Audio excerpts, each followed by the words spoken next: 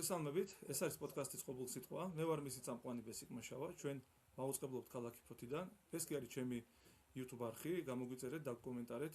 ხოლო თუ კი მოგწონთ ჩვენი პოდკასტი, დონაციის შესახებ ინფორმაციას იხილავთ აღწერაში და რა თქმა უნდა თქვენი მხარდაჭერა ჩვენთვის მნიშვნელოვანია იმისთვის, რომ განვითარდეთ.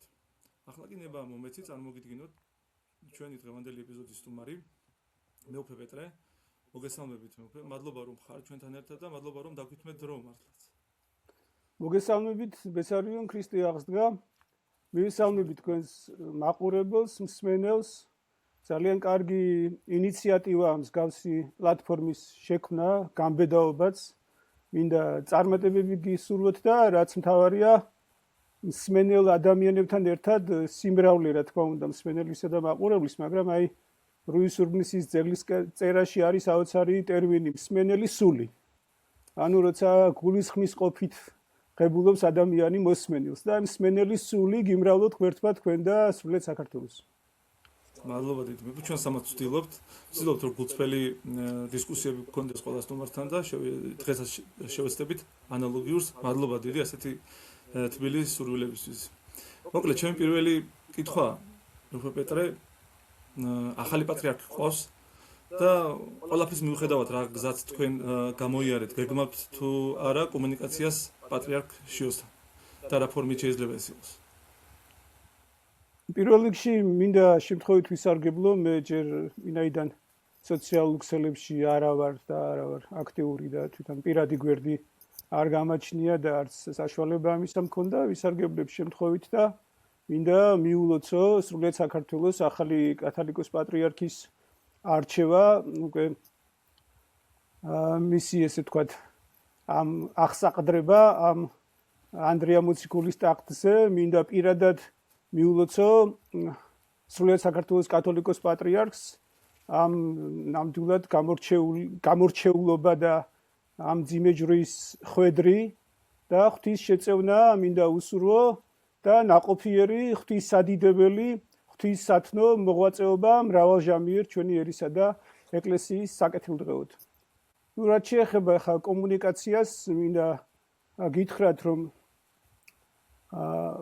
პირველ რიგში ძალიან მნიშვნელოვანია, როდესაც საპატრიარქო მიტრის დადგმის წინ მოყრილი საპატრიარქო კანდიდატი ისმენს სახარებას, რომელიც საგანგებო წმინდა მამათა მიერ და ეკლესიის მიერ არის დაწესებული, როდესაც მაცხოვარი მიმართავს მოციქულს პეტრეს და ზოგადად მოციქულებს და ზოგადად ეს განივრცობა, ეს მიმართვა მთელი საქრისტიანო ერის მიმართ, რომელმაც ერთი მცირე თაგანი მიიღოს ჩემი სახელით მე მიმიღო და რომელმაც მართალი, აღარ ჩამოყრიდე და რომელმაც მართალი მიიღოს სახელად მართლისა, სასყიდელი მართლისაი მიიღოს და მე ვისურვებდი, რომ მართლის სასყიდელით იყოს ეს ადამიანი, ვინაიდან ნამდვილად ასევე ვიქნები ისე გულწრფელი და ჩემი ჩვეული პირდაპირობით მისი წინამორბედი მრავალი ეპიტეტების მიუხედავად შემიძლია ასევე თქვა, რომ წავიდა ამ ქვეყნიდან როგორც არამართალი ადამიანი, ეს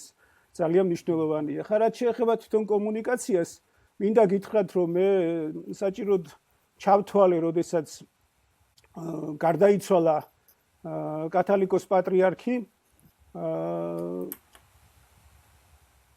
დაკრძალვისთანავე, რა თქმა უნდა, ჩემი დედაოს Facebook გვერდზე ჩემი მცირე სტატუსი დაუშვა თუ რა მოვლენასთან მქონდა საქმე და მე როგორ აღვიქვამდი ამ მოვლენას არსებული პატრიარქის დაუშვათ გარდაცვალებას, ეს გამოვხატე სულ ერთი წინადადებით და შემდეგ გავამზადე მიმართვა სინოდის მიმართ, სადაც შევახსენე უკვე მაშინ მოსაყდრეს და წმინდა სინოდის წევრებს, რომ განეხილათ მიმართვა, ვინაიდან მე ვთვლი თავს უსამართლოდ დასჯილად და მოციქულთა მე-15 კანონი, რომელიც ერთ-ერთი აღმატებულია, მოვიყვანე, რომ მრავალგზის სასჯელი, ანუ 4 გზის სასჯელი დამედო და ვინაიდან ეს იყო უსამართლობა და ძალმომრეობა, თან ერთპიროვნული გადაწყვეტილება ყოფილი, ესე ვთქვათ, პატრიარქისა, რომ და ვინაიდან საქართველოს მართვა-გამგეობის დებულების თანახმად ყველა მღვდელმთავარი ხელდასხმის მღვდელმთავრად უკვე კურთხევისთანავე ავტომატურად ითვლება სინოდის წევრად საქართველოს ეკლესიაში, ანუ ყველა მღვდელმთავარია, რომ სინოდის წევრია უკვე ეპისკოპოსი, ნაკურთხი და არ ხდება როგორც სხვა ეკლესიებში გამორჩევა, არც არსებობს მცირე სინოდი და ასე შემდეგ. გამოვხატეს სურვილი, რომ მიმეღო მონაწილეობა ახალი კათოლიკოს პატრიარქის არჩევნაში. შესაბამისად, დებულების თანახმად, ესე ვთქვათ, სამი მუხლი, რაც ეწინააღმდეგებოდა ჩემს მოთხოვნას იყო, რომ ან უნდა იყო სულიერად შეურაცხადი, დაუშვათ, უნდა გამოგაცხადონ, ღმერთმა დაიფაროს, ან უნდა იყო მწვალებლობაში ერესში მხილებული, ან უნდა იყო განკვეთილი. ვინაიდან ამ სამი პუნქტიდან არცეც ჩემი მდგომარეობა არსებული და სტატუს-კვო არ ითვალისწინებდა, ამიტომ მივმართე მათ, რომ ესე ვთქვათ, განეხილათ ეს ჩემი მიმართვა. მოხდა რა, პირველ კვირას, როდესაც პირველი სინოდის ხდომა დაკრძალვის შემდეგ შეიკრიბა ფაქტიურად არ იქნა განხილული, ანუ მიმაჩნია, რომ ვიწრო წრეში და ეს რა თქმა უნდა პირადად მაშინდელი მოსაყდრის პირველ რიგში პასუხისგებლობა არ იქნა განხილული, მხოლოდ მივიღე რაღაც სამარცხვინო პასუხები, ესე ვთქვათ, ერთ-ერთი ეპისკოპოსის, წრუ ეპისკოპოსის სტეფანეს მხრიდან და ასევე ერთი სამღვდელოების წარმომადგენლის მხრიდან, რაც რა თქმა უნდა მიუღებელი იყო, ამ მსგავსი მათი განცხადება და პასუხი, რომ მაშინ როდესაც სინოდს არ განუხილავს, შემდეგ შეკრებაზე უკვე გასაჯაროებული იყო ფაქტიურად ჩემი მიმართვა და ფაქტიურად შეეძლო ნებისმიერ სინოდის წევრს გამოეჩინა ინიციატივა, რომ ეგ საკითხი განეხილათ და გაეცათ პასუხი. ანუ დღემდე არ არის პასუხი გაცემული. მე რა თქმა უნდა ყველაფრისთვის ვიყავი მზად. ცნობილი ძალიან ფრაზა არის ოთარ ჭილაძის, რომ ისე მზათა ვარ უარეს დღისთვის, თუმცა უკეთეს დღეებზე ვფიქრობ. აი ამ მიდგომით ვიყავი და ვარ დღესაც, ღმერთმა იცის, მას შემდეგ რაც ზოგადად ამ პირდაპირობის ეკლესიაში არსებული უსამართლობა და უზნეობის წინააღმდეგ გავიმაღლე ხმა. ამიტომ ეხლა ფაქტიურად მათი გადასაწყვეტია, ჯერ პასუხი არის გასაცემი თუ რატო არ იქნა განხილული ამ სინოდმა, რომლის მიმართაც, რა თქმა უნდა, საპატრიარქო კანდიდატების გამორჩევის საკითხში და ასე შემდეგ მრავალი კითხვის ნიშნები და პასუხგაუცემელი არსებობს შეკითხვა, რატო არ განიხილა, ამაზე მაინტერესებს სინოდის დონეზე პასუხი და არა წრუ ეპისკოპოს სტეფანეს დაუშვათ დონეზე, რა თქმა უნდა, ეს კატეგორიულად მიუღებელია, მისი რაღაც სატელევიზიო განცხადება ამ უპასუხისგებლო ადამიანისა და ასე შემდეგ. ველოდები პასუხს. ფაქტიურად მათი გადასაწყვეტია, მათ შეუძლიათ ეს მიიღონ წარმოებაში და გასცენ პასუხი. ახლა ბუნებრივია, კიდევ ერთხელ ვამბობ, რომ ბევრი კითხვის ნიშნები არსებობს ამ პროცესის მიმართ, პატრიარქის საბოლოოდ გამორჩევისა დაუშვათ და გაერთიანებული კრებამდე, მაგრამ თუ ჩავთვლით, რომ ადამიანები ეს კატეგორია, ეს ჯგუფი დაუშვათ მოქმედებდა პრინციპით, რომელიც ახლა ფილოსოფიურად შეიძლება იყოს გამართლებული, პოლიტიკურად მით უმეტეს და ასე შემდეგ, მაგრამ ჩემთვის როგორც ქრისტიანისთვის მიმაჩნდა, როგორც სახარებისეული რწმენით მოაზროვნე ადამიანისთვის და წმინდა მამათა ცხოვრების სულისკვეთებით მოაზროვნე ადამიანისთვის მიმაჩნია, რომ მიუღებელია, რომ მიზანი ამართლებს საშუალებას. ანუ თუ ჩავთვლით, რომ ესე იგი ამ პრინციპით მოქმედებდა და რა თქმა უნდა ამ პრინციპით იმოქმედეს და შემდეგ ასევე დავამატებთ იმ პრინციპს, რომ გამარჯვებულებს აღარ ასამართლებენ, ესეც პოლიტიკაა და არასულიერება და არაქრისტიანობა, ისევე როგორც ჩემთვის ქრისტიანულად საეკლესიო დიპლომატიაც და კონფორმიზმი დაუშვათ და მიუღებელია და ესე შემდეგ. თუ ისინი თვლიან, რომ ჩემი იმ პერიოდში ამ მიმართვის განხილვა ისევე როგორც ბევრი სხვა საკითხები, რამაც შეშფოთება, კითხვის ნიშნები გამოიწვია საზოგადოებაში, ხო, იყო მიუღებელი და ეს მათ დასახულ მიზანს, ანუ იმ ამოცანას, რომ შედეგი და არ გართულების გარეშე დადებული იყო შედეგი, ფაქტიურად დასრულებული იყო სპეცოპერაცია, რომელიც ჩემი ფიქრით, რომ 2017 წლიდან დაიწყო, უკვე მე-9 წელია მიმდინარეობს, კი ბატონო, მაინც ულოცავ ღვთის დაშვების გარეშე არ არსებობს არაფერი, მისალოცი საქმეა, მოხდა ისე როგორც მოხდა. პავლე მოციქული ბრძანებს, რომ ყველაფერი ღვთისგან არის და უნდა მივიღოთ მორჩილებით, ღვთისნება, ყველაფერი ღვთისგანაა, ისევე როგორც და მადლობას უნდა ვწირავდეთ ყველაფრისათვის ღმერთს, არა მარტო განსასწრების დასასრულის დროს, არამედ განსასწრელში ყოფობის დროსაც. მაგრამ ასევე ამატებს ძალიან საინტერესო განმარტება აქვს, რომ ღვთის მოყვარულთათვის ყველაფერი შესაძლებელია იქნეს სასიკეთოდ შემოbrunებული და გამოყენებული. ანუ ღვთის მოშისმა და ღვთის მოყვარე ადამიანმა ყველა მოცემულობა მისი სულის საცხონებლად, ანუ სასიკეთოდ უნდა შემოაბრუნოს. მეც ესევე როგორც მწირი დაბალი ღვთის მოყვარული მიმაჩნია, რომ ეს ყველაფერი სასიკეთოდ უნდა შემოაბრუნო და გამოვიყენოთ ყველა მოცემულობა, ასე რომ კიდევ ერთხელ ულოცავ სრულიად საქართველოს კათოლიკოს პატრიარქს შიო მესამესა და ულოცავ სრულიად საქართველოს დაუშვათ ამ მოვლენის, ამ ისტორიული მოვლენის აი ესე დასრულებას როგორც მოხდა. დანარჩენი ახლა რა თქმა უნდა დროის ამბავია. ჩემთვის პირადად ძალაშია და ახლა ვიღაცას ბევრი წერილია დაიგნორირებული, მათ შორის რაც მე საჯაროდ მხილება დავიწყე არსებული უსამართლობისა 2017 წლიდან ძალიან ბევრი წერილი, მათ შორის ჭყონდიდის ეპარქიის მამების მიერ ასევე სააპელაციოდ სინოდი, რომელიც ასევე საეკლესიო სასამართლოს ფუნქციის მატარებელია, გაგზავნილია არაერთი და არც ერთი არ არის განხილული, რაც რა თქმა უნდა, როგორც მინიმუმ უპასუხისგებლობა და არამართებულია, მაგრამ კიდევ ერთხელ ვამბობ, თუ ეს ყველაფერი ემსახურებოდა იმ მიზანს, რომ დასახული ამოცანა მაშინდელი მოსაყდრის გაპატრიარქებისა უმტკივნეულოდ გართულების გარეშე აღსრულებულიყო და ბუნებრივია ეს ძალიან ბევრი მინიმუმ ორი ქვეყნის ინტერესებში, საერო და საეკლესიო ხელისუფლების ინტერესებში შედიოდა და ძალიან ბევრი ადამიანის. ამიტომ მე ამასაც ღებულობ და გაგებით ვეკიდები. თუმცა მე პირადად მიმაჩნია, რომ უფრო მაღალი სტანდარტი უნდა იყოს ღვთის ნების გამოძიებისა.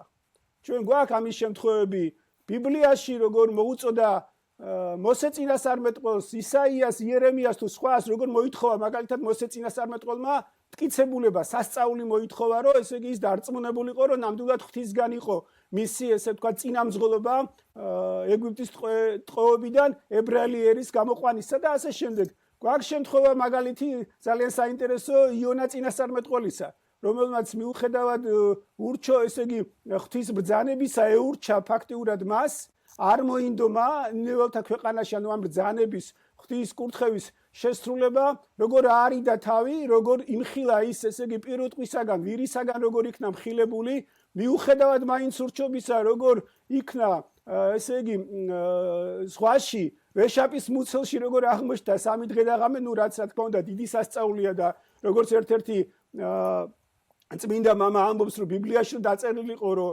ვეშაპი იყო იონას მუცელში, იმასაც დავიჯერებდიო, რა თქმა უნდა ჩვენ ამას რწმენით ღებულობთ, რა ესე მეცნიერულადაც დადკიცებულია, რომ ესე იგი ვეშაპის მუცელი ისია კუჭნაწლავი მოწყობილი, რომ ფიზიკურად ადამიანი შეიძლება ჩაეტიოს. როგორ იქნა ამოგდებული მესამე დღეს და როგორ მაინც მოუწია ღვთისნების შესრულება, ასე რომ ღვთისგან რაც იყო გადაწყვეტილი, რა თქმა უნდა ის მაინც მოხდებოდა. აი მაგალითად იერემია წინასწარმეტყველს ეუნება უფალი, ძალიან საინტერესოა, რომ შენ დედის მუცელში არ იყავი ჩასახული, მე რომ უკვე გიცნობდიო და შენ არ იყავი დაბადებული, ანუ გამოსული დედის მუცლიდან, როცა მე უკვე დაგადგინე წინასწარმეტყველად. იგივე შეიძლება ითქვას სრულიად საქართველოს ამჟამინდელ კათოლიკოს პატრიარქ შიო მესამეზე, რომ შეიძლება დედის მუცლიდან იყო გამორჩეული ამ მისიისთვის. ახლა ჩვენ როდესაც ხშირად გვესმოდა ბუნებრივია და მეც მინდა ჩვენ აი გულწრფელობაზე საუბრობდით პოდკასტის დასაწყისში და გულწრფელი ვიყო იმ მიამეტობის გამო, რომელსაც დაუშვათ დავიჯერე, რომ ეს ადამიანი, რომელიც გადაგებდა და რომელზეც ამბობდნენ, რომ ბოლოჟამის პატრიარქია, თუ ვინმე შეიძლება იყოს მის შემდეგ, ესე იგი და ამ ეპოქის შემდეგ ბოლოჟამის პატრიარქად იწოდებოდეს, რა თქმა უნდა ეს სრულიად საქართველოს კათოლიკოს პატრიარქი შიო მესამე, იმიტომ რომ ჩვენ როგორც ყოველ დღე უახლოვდებით თქვა სიკვდილს, ყოველი დღე და წელი გვაახლოვებს გარდაუვალ სიკვდილთან, ასევე ყოველი დღე და წელი და ყოველი ესე თქვა პერიოდი, ყოველი ახალი ესე იგი მოვლენა თუ ახალი პატრიარქი ეკლესიისა და ახალი იერარქი გვაახლოვებს ასევე მეორედ მოსვლასთან. თუნდაც ახლა უფრო შორს რო არ წავიდე და რაღაც ესე თქვა არამსმენელი სულისთვის რო არ იყოს გაუგებარი და მიუღებელი, რა თქმა უნდა ის არის ბოლოჟამის პატრიარქი, მაგრამ ახლა მე მაგალითად მევიტყვი ჩემს ერთ მიამიტობას, აი ახლა პირველად საჯაროდ ჩემ გარემოცვა მიცის არაერთხელ მithkomს ეს, მაგრამ ერთხელ ახალი მოქცეული ვიყავ, ეს არის 96 წელი, 16 ან 17 და ერთ-ერთი ჩემთვის ავტორიტეტული მოძღვრისგან, მაგალითად, მოვისმინე ქადაგებისას და შემდეგ ესე იგი საპატრიარქოშიც ასევე დედები საუბრობდნენ და მე მიამიტურად როგორც მაგალითად ვირწმუნე ცათასასუფეველი, ანუ სულის უკტავება დავიჯერე და გადავწყვიტე რომ ესე იგი მთელი დარჩენილი ცხოვრება მიმეძღვნა სულის ცხონებისათვის და პირდაპირ გამეგო დაუშვათ იქ ნოყიერ ნიედაგზე დავარდნილი თესლის მარცვალი ყოფილიყავი მთხოვე უფალს დაუშვათ როცა დავასრულე ახალი აღთქმით და ბიბლიის კითხვით მოვეკეცი ესე ვთქვათ და აღმოვაჩინე ცათასასუფეველი და მივიღე ეს გადაწყვეტილება დაუშვათ ხო ასევე მწამდა წმინდა მამათა ცხოვრების იმ სასწაულებისა და ასე შემდეგ ანუ აბსოლუტურად გულწრფელად ის რომ ეკლესიაში შეუძლებელია ესე ვთქვათ თუ სადმე შეუძლებელია რომ იყოს ესე ვთქვათ სიცრუე და მეფობდეს ან ესე ვთქვათ ადამიანი რომელიც ცრუობს რა თქმა უნდა წარმომედგინა რომ ეს უნდა იყოს პირველ რიგში ქრისტიანი მრევლი ეს უნდა იყოს პირველ რიგში დაუშვათ სასულიერო პირი რა თქმა უნდა მაღალი იერარქია ხა მახსოვს ოდესაც იგივე ციანდის საქმის დროს მღვდელი სასულიერო პირი ან ეპისკოპოსი გამოდიოდა და აშკარად ტელევიზიით იტყუებოდა ჩემთვის იყო დამაბრკოლებელი ჯერ კიდევ უკვე 2017 წელზე საუბრო ჯერ კიდევ რამდენი წლის 15 წლის მღვდელთავარი ვიყავი მაგრამ მაინც დამაბრკოლა იმან რომ სასულიერო პირი შეიძლება გამოდიოდეს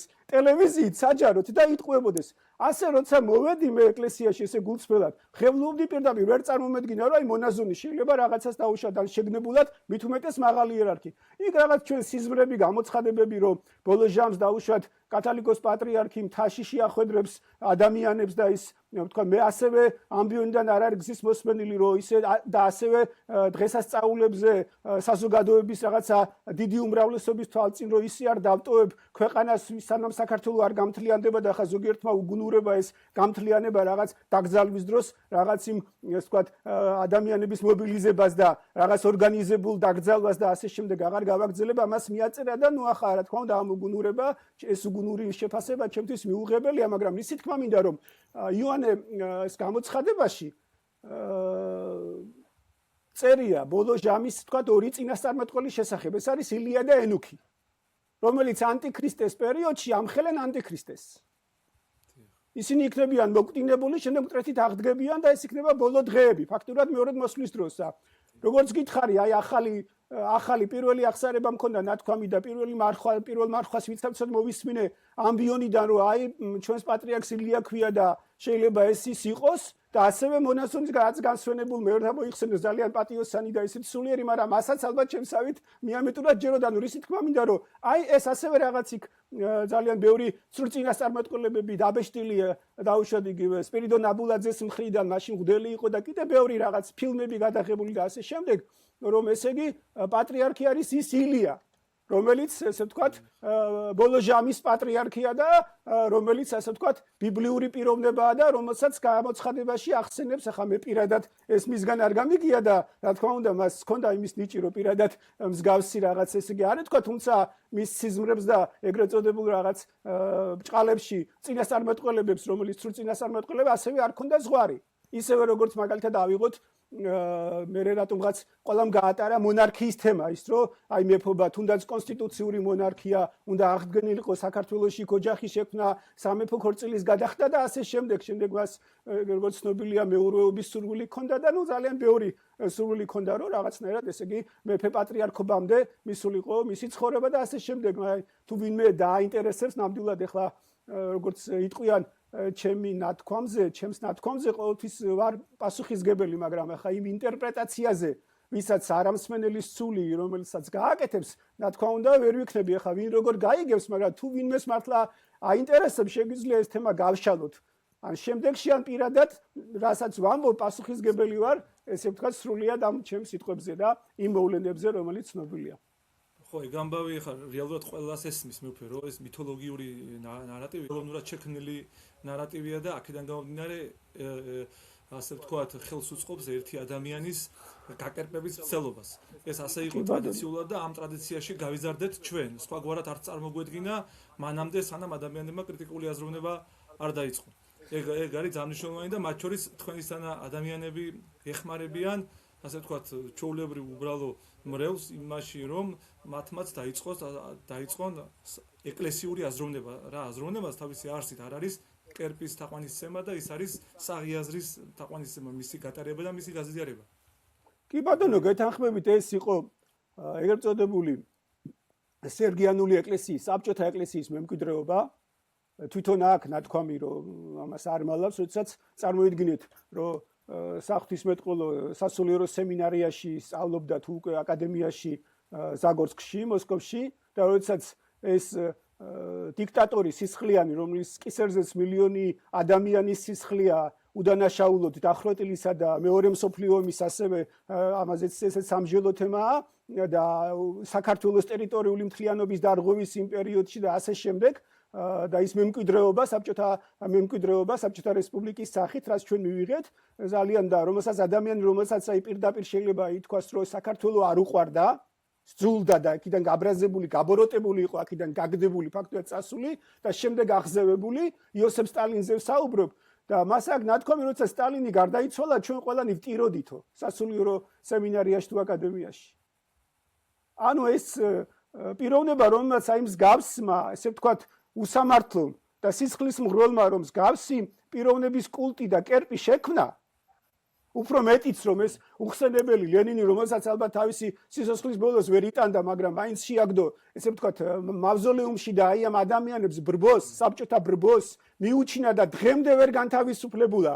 ესე იგი ეს ბრბო, ესე ვთქვათ, მისი გავლენისაგან და დღემდე არა თუ მარტო მავზოლეუმში, ესე ვთქვათ, აგდია ეს უწმინდური, ესე იგი გვამი ამ ადამიანის, არამედ რუსეთის ყველა ქალაქში თითქმის ესე ვთქვათ აღმართულია და ძალიან საინტერესოა, როდესაც უკრაინელებმა იქ საზღვარი გადაკვეთეს და ერთ-ერთ მიმდებარე ქალაქი და აიღეს ფაქტიურად, როცა სპეცოპერაცია ჩაატარეს და ჩამოაგდეს ლენინის აღარ მახსოვს ბელგოროდი იყო თუ კურსკი და ამ ქალაქში და ჩვენ ნახეთ ვიდეო როგორ მისტირიან რომ აიო ლენინა უბრალიო და ადამიანები მისტირიან დღემდე ანუ საუბარია სულ რამდენიმე თვის წინ არსე ანუ როგორ დაბნელებულია დღემდე როგორ ბნელა ასე რომ ეს საშიშროება ფაქტიურად საშიშროება იმის სიტყვებს გავიმეორე არა მარტო 9 წელს ეხლაც რეალური გვაქვს ეს საშიშროება და ღმერთმა ქონას რომ განთავისუფლდეთ ჩვენ ამისაგან თვითონაც შექმნა ეს კერპი თვითონაც შექმნა მთელი ეს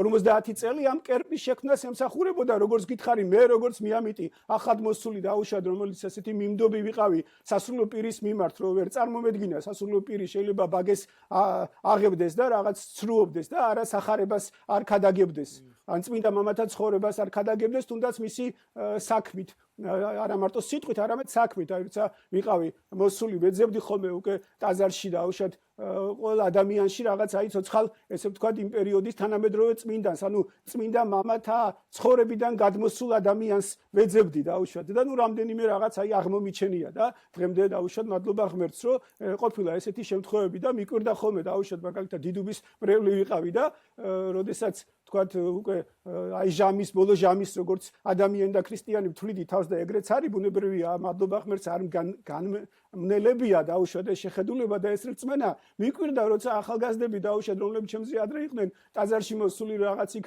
დგომის გამო რომ ეს ამ ხატთან ჩემი ადგილია თუ იქ ჩემი ადგილია ამის გამო შეიძლება და ესე ვთქვათ განეკითხეთ ან რაღაც სპორტზე ფეხბურთზე და რაღაც მიწიერზე და ამაოებაზე საუბრობდნენ მიკვირდა რომ მეთქი ამათ სახარება ვერ გაუაზრებიათ ნუ აი ესეთი რწმენით მოვედი და ნუ მადლობა ღმერთს ამისათვის და შევთხოვდი უფალს ფანატიზმი ნორმალიზებული პროცესი იყო არა მესმის ახლა ფანატიზმი მე ვამბობ ეს არის რეალობა სახარების სწავლება ეს არის წმინდა ცხოვრება აბა მაშინ როგორ გვყავს ჩვენ თუნდაც გმირები წმინდა მოწამეები ფანატიზმი ხო არ არის როცა შენ ქრისტესთვის ეწამები სული საცხონებლად სიცოცხლეს ესე ვთქვათ წირავ თორე რა თქმა უნდა მე როცა გებულობ ამას ყველაფერს და არ ყვევ რომ ესე არ არის დაუშვათ და მაინც ესე ვთქვათ მაინც ძალით იბრმავებ თავს უკვე ეს არის ფანატიზმი დიახ, აი ამას გულისხმობ. აი ეს არის ფანატიზმი და რა თქმა უნდა ეს საშიშროებაც გვაქვს, მაგრამ ნუ მადლობა ღმერთს, რომ ესე არ ყოფილა და ნუ ჩემთვის რაღაცა წითელი ხაზი იყო, თუნდაც ის მომაკვდინებელი, მიუღებელი ღვთის განმარისხვებელი ცოდვის არსებობა ეკლესიაში. ბოლო წერტილი მაინც ამან დაუსვა. ყველაფერს დაუშვათ, რომ რაღაც უფრო გონივრულად, უფრო რეალურად, პრაგმატულად შემეხედა ამ ყველაფრისათვის, მაგრამ შესაბამისად გადამედგა ნაბიჯი და ყოფილიყავი დაუშვათ ადამიანი, რომელმაც აღიმახლა ხმა ამ უსამართლობისა, უზნეობისა და უკანონობის წინააღმდეგ. ჩვენ ამ ბოლო ხანებში მეფეს ბოლო 10-15 დღეა მუდმივად ისმოდა სასულიერო პირების ბაგეებიდან, მათ შორის მაღალი იერარქების ბაგეებიდან, მათ შორის კანდიდატების ბაგეებიდან, საპატრიარქო კანდიდატების ბაგეებიდან, რომ სინოდალური, ესე იგი, სინოდის როლის გაზრდა მნიშვნელოვანია. ანუ ეს ილიბად იმას ნიშნავს, რომ სინოდის როლი ამ დრომდე ჩვენს ეკლესიაში დაკნინებული იყო. ხო არ ფიქრობთ რომ ასეა ეს თუ არა რა თქმა უნდა გეთანხმებით რა თქმა უნდა ირიბად ეს იმის აღიარებაცაა რომ ადამიანი ერთპიროვნულად ღებულობდა გადაწყვეტილებებს უფრო მეტიც მერე ჭtildeოვანი მართლობა რომ გადაწყვეტილებებიც კი სინოდზე არსებული დაუშვათ შემდეგ სწორდებოდა და კორექტირდებოდა სინოდისთან შეთანხმების გარეშე იგივე ჩემს მიმართ მაგალითად პირდაპირ როდესაც მე სიტყვა მომეცა იყო ბრალდება და ყაყანი მხოლოდ ესე დავარქვევდი მე ესე იგი დავიწყე ამ წაყენებული ბრალის ანუ არსებული რატო აღვიმაღლე ხმა და რატო არ რჩებები და რატო მიმაჩნია რომ საჯაროობა და კრიტიკა არის აუცილებელი დაუშვათ ხო და ნუ ეგ მამტყუნებდნენ რა ბრალი იყო წაყენებული რომ არა ესე წყემსიკეთილობის მითი დაიმსხრა ეს თქვი ეთერში TV პირველის ეთერში ეს იყო 2018 წლის დასაწყისი იანვრის დასაწყისი და რა უძღოდა ამას წინ უძღოდა 2017 ბოდიში 2019 წლის დასაწყისი იყო და 2018 წლის სინოდის ხდომა როდესაც მე უკვე ხდომის როცა დავინახე და შევამჩნიე რომ დასასრულისკენ მიდიოდა და საკითხები იყო ამოწურული ნუ ეხა ესეც რა თქმა უნდა სამარცხვინო და უხერხულია თვითონ იმ ეკლესიის იმ ისტორიის უახლესი ისტორიის იმ ნაწილი როდესაც დაუშვათ წელიწადში ერთხელ ზოგჯერ ორჯერ ყოველთვის არა თუნდაც ორჯერ იმართებოდა ძალიან ხშირად ერთხელ ბოლოს საერთოდ არ ჩატარებულოდა ესეც უნდა ვთქვათ სინოდის ხდომები და 2 საათში როგორც რაღაც სტანდარტულად 12 საათიდან 2 საათზე უკვე ესე იგი სადილი უნდა ყოფილიყო და დასრულებულიყო და წარმოიდგინე რამდენი თან 21 საუკუნეა ამდენი გამოწვევები ფაქტურად ეკლესიის დაარსების დღიდან ეკლესია არასდროს არ გაურბოდა ეს არის ჩვენი სამოძღვრო მოვალეობა ვალდებულება რომ ნებისმიერი პრობლემატური საკითხი ერში მით უმეტეს ბერში არსებული რომ ეკლესიამ არ გაატაროს არასდროს არ იყოს გულგრილი და არ წაუყრუოს არასოდეს ეკლესია დაარსების დღიდან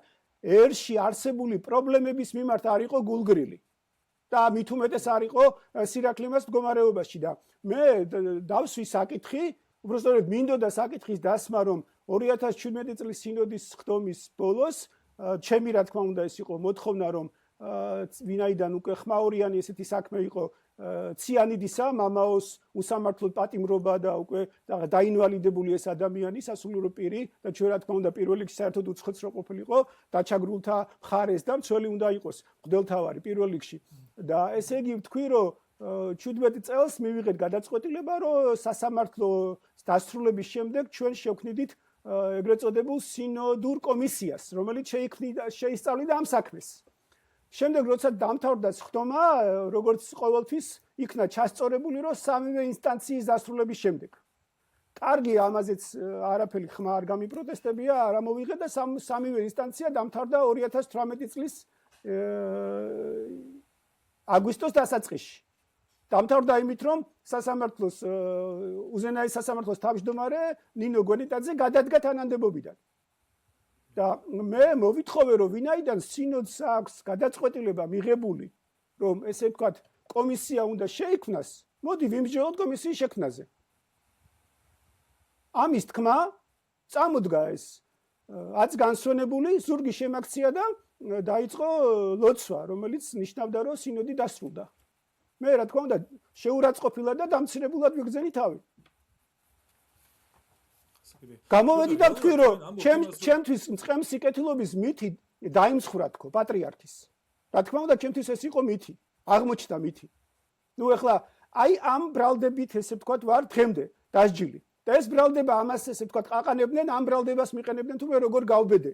ხა ძალიან მარტივია ჩვენ აი თქვენ გეცოდინება ცნობილი თან ამ დღევანდელ თემატიკასთან არ არის უცხო ცნობილი ინტერვიუ არის გერმანულ არხს თუ ჟურნალისტს მისცა ყოფილმა პრეზიდენტმა ედუარდ შევარდნაძემ. ეს იყო 97 წელს, მე ზუსტად მახსოვს, პატრიარქის ინტრონიზაციის 20 წლის თავის იმი იყო, როდესაც ეს ფილმი მომზადდა მისთვის. და წარმოიდგინეთ, რომ ყოფილი ცეკის მდივანი, შემდეგ უკვე ყოფილი დიდი საბჭოთა ჩინოვნიკი დაუშვა და უკვე დაბრუნებული პუჩის შემდეგ ეს ცალკე თემაა დაუშვა 90-იანებში, 97 წელია. და ედუარდ შევარდნაძე ცნობილი ვიდეო არის, რომელიც გავრცელებულია ინტერნეტ სივრცეში და ძალიან ადვილად ხელმისაწვდომია, ამბობს, რომ პატრიარქიო 77-ზე ეკითხებიან მას პატრიარქის თქვათ დანიშნვის გამორჩევის შესახებ. ჩვენო როგორც რაიკომის მდივნავსო, კომუნისტური ხელისუფლება როგორც რაიკომის მდივნებს ნიშნავდით, ისე ნიშნავდით პატრიარქებსაცო. და მე მიმიწვისწრული და აღიარა ფაქტიურად ირიბად დაასმინა, მაგრამ ძალიან მნიშვნელოვანი და ნიშანდობლივი ვიცით რა არის, რომ ეს ხდება ინტრონიზაციიდან 20 წლის შემდეგ, მაგრამ ხდება მაშინ, როდესაც ედუარდ შევარდნაძე ჯერ კიდევ პრეზიდენტია და პატრიარქი თავისი ყოფილი პატრიარქი თავისი თქვათ კულტის, პიროვნების კულტის შექმნის და კერპის შექმნის წვერვალისკენ მიდის. ანუ ჯერ არ არის წვერვალზე ასული. 97 წელია. და აი ადამიანი პირველი პირი ამბობს, რომ ესე იგი ჩვენ, რა თქმა უნდა, დავნიშნეთ ის, როგორც ნიშნავდით რაიკომის დივნებს. ნუ მე ამბობს, რომ ესე იგი საბჭოთა ხელისუფლების მოთხოვნა იყო, რომ სუსტი ადამიანი უნდა ყოფილიყო. ნუ ეგ სისუსტეში რა იგულისხმება სულიერად, მორალურად თუ ასე შემდეგ, თქვათ, რა თქმა უნდა, სპეცსამსახურების სტანდარტით შეფასებული სისუსტე, ალბათ ეს ადვილი მისახვედრია და რა თქმა უნდა, მე ხელი შეუწყევო მის გაპატრიარქებას. და როგორ მოხდა 77-ში? მოხდა ისე, რომ მხოლოდ ერთი ამომრჩეველი იყო. თქვათ, ბიულეტინში მხოლოდ ერთი იყო შეტანილი. მოხდა ისე, რომ რუსეთის პატრიარქი. გასაგებია, რომ ჩვენ საბჭოთა რესპუბლიკა ვიყავით, მაგრამ ეკლესია ხო იყო, თქვათ, ავტოკეფალური და დამოუკიდებელი. მით უმეტეს, უკვე რუსეთის ეკლესიისაგან აღიარებული 27-ში მერე 53 წელს პატრიარქი დაუშვა და ევქარისტიული კავშირი აღდგენილი. და რუსეთის პატრიარქი პიმენი ესწრება საქართველოს კათოლიკოს პატრიარქის არჩევის კრებას. უშუალოდ. და თქვათ კონკურენციის გარეშე ბიულეტინში სულ 7 ამომრჩეველი იყო და ესე თქვათ ერთპიროვნულად იქნა არჩეული და დამტკიცებული და ნუ დანიშნული. ძალიან მარტივია. აი ესეთი მემკვიდრეობა გვაქვს ჩვენ. რა თქმა უნდა, ესეთი პატრიარქი ბუნებრივია, არასაბჭოთას ვერაფერს ვერ მოიმოქის, არ შეცვლილა მასში საბჭოთა ადამიანის ბუნება. ესეთი ცვლილება, ფერისცვალება მასში არ მოხდარა, მე რაც მას ვიცნობ. ერთპიროვნული მართლობის კულტი შეიქმნა. დიახ ბატონო, და იგივე ჩემთან მიმართებაში გადაწყვეტილება და ამიტომაც იქ ძალიან მარტივი გადასაწყვეტია, იგივე მეც წაყენებული მაქვს მუხლი, სადაც კლერიკოსის დანაშაულზია. საუბარი როცა კლერიკოსი, ჯერ ერთი კლერიკოსად არ ვითვლები, იმიტომ რომ მაღალი იერარქი თქვა თუ არ. ეს სასულიერო პირის თან მიმართებაშია და უფრო დაბალ იერარქიაზე. საუბარი როცა კლერიკოსი აყენებს შეურაცხყოფას, დაუშვათ ეპისკოპოსს. და უნდა იქნეს დასჯილი თუ განკვეთილი. ერთპიროვნულად მიიღო ეს გადაწყვეტილება, მაგრამ იგივე რჯულის კანონში არის, როდესაც ესე ვთქვათ, გარდაიცვლება ეპისკოპოსი, რომელმაც თუნდაც უსამართლოდ დასაჯა სასულიერო პირი და ჩამოართვა მას მღვდლობა. და თუ უეცარი სიკვდილით გარდაიცვლება, ახალ ეპისკოპოსს აქვს უფლება, რომ აღადგინოს ის მსახურებაში. აქედან გამომდინარე ეს ახალი გარემოება აბსოლუტურად უფლებას აძლევდა ყოფილ მაშინდელ მოსაყდრეს და სინოდს, რომ განეხილათ, მე ხო არ ვამბობდი ამას, მე ჩემთვის ძალიან არ იყო მარტივი და ძალიან დიდ დისკომფორტს წარმოადგენდა ზოგიერთი მათგანის გვერდზე იქ ყოფნა და იმ კრებაში მონაწილეობის მიღება და ასე შემდეგ. მაგრამ მე ამ გამოწვევისთვის, ამ ჯვრის ასე ვთქვათ, მიღებისთვის ვიყავი მზად, თუ ამზადებდი ჩემ თავს ყოველ შემთხვევაში. ეს არ იყო მარტივი, მაგრამ კიდე გეუბნები, ყველანაირი საფუძველი არსებობდა სამართლიანობის, ღვთის ნების გამოძიების შემთხვევაში, ყველანაირი საფუძველი არსებობდა, რომ განხილულიყო თუნდაც მიეღოთ, ვთქვათ, რადიკალური გადაწყვეტილება. ესეც პასუხია, ისევე როგორც უარი არის პასუხი. თქვენ გულისხმობთ შესაძლებელი იყო საეკლესიო სასამართლოს გამართვა? საეკლესიო სასამართლოა ის სინოდი, რომელსაც აქვს მითვისებული ეს ფუნქცია, სინოდი რო შეიკრება, უკვე საეკლესიო სასამართლო იყო და შეეძლო მათ ეს განეხილათ დაუშვათ და ასე შემდეგ. სადაც გაიმართლებთ თქვენ თავს დაუშვათ. რა თქმა უნდა, მე 2019 წლის იმ სინოდიდან ვითხოვ, რომ მეორე დღეს მე გამოვედი იმ პირობით, ესე ვთქვათ, სინოდიდან უბრალოდ მან მითხრა, რომ დატოვეს სინოდის ხდომა. და მე გამოვედი სინოდიდან, იმიტომ რომ იქ უკვე მივხვდი, რომ ძალმომრეობას, ძალადობას ექნებოდა ადგილი, ძალმომრეობას ისედაც ჰქონდა, ძალადობას ექნებოდა ადგილი, როცა იაკობმა დაუშვათ უკან კუნკულ-ბარტყულზე მოკაჩვა, თქვა დავიწყო. აზრი არ ჰქონდა გაჩერებას, თორე მე გამოვედი მხოლოდ იმ პირობით, რომ მეორე დღეს სინოდი გაგრძელდებოდა და მე დაუშვათ ბრალდება რუის ურბნისის ძეგლის წერის უკვე კითხვა დაწყებული მქონდა და მე უთხარი, რომ მე ამას იმიტომ კითხულობ, რომ ეს თქვენზეა მიმართული და მე მზათა ვარ ხვალვე, ესე ვთქვათ, გავაგრძელო სინოდი, მოვიდნენ მოწმეები და ასე შემდეგ. და 7 წელი გავიდა. მას ჯულის კანონის თანახმად მას ჰქონდა ვალდებულება, რომ ერთ წელიწადში ესე ვთქვათ, თავი ემართლებინა, მიეცა ჩემთვის მტკიცებულების საშუალება და ასე შემდეგ. ახლა როცა წმინდანობაზე და ასე შემდეგ საუბრობთ, აი ძალიან მარტივია დავით გარეჯელის შემთხვევა. წმინდა ღირსი მამა დავით გარეჯელი, რომელსაც ცილი დასწამეს, ერთმა დაგვიფაროს ყველა ცილის წამებისაგან და რომელსაც ცილი დასწამეს და რაღაც მრუშობაში დაადანაშაულეს, რომ თითქოს მისგან იყო დაფეხმძიმებული ერთ-ერთი ქალბატონი და ის ჩამოვიდა მამა დავითიდან, ანუ მთაწმინდიდან, ქაშვეთის დღევანდელი ქაშვეთის მიმდებარე, სადაც მისი სამრევლო იკრებება, სადაც ქადაგებდა და მოახდინა სასწაული და ესე ვთქვათ ამხილა ცილის წამებელი. და შემდეგ რა გააკეთა?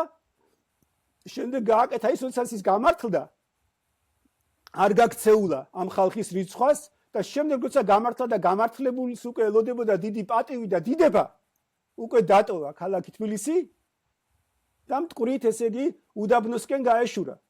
მეც ჩემთავს ღმერთმა იცის დაუშვათ, რომ იმაჩნია, რომ ეს ყველაზე სწორი საქციელი იქნება, როცა რაღაცნაირად, როცა გამართლდები და შენ სიმართლეს დაამტკიცებ, შემდეგ რა თქმა უნდა პატივს თუ მორწმუნე ადამიანი ხარ, რომ განერიდო პატივს და დიდებას.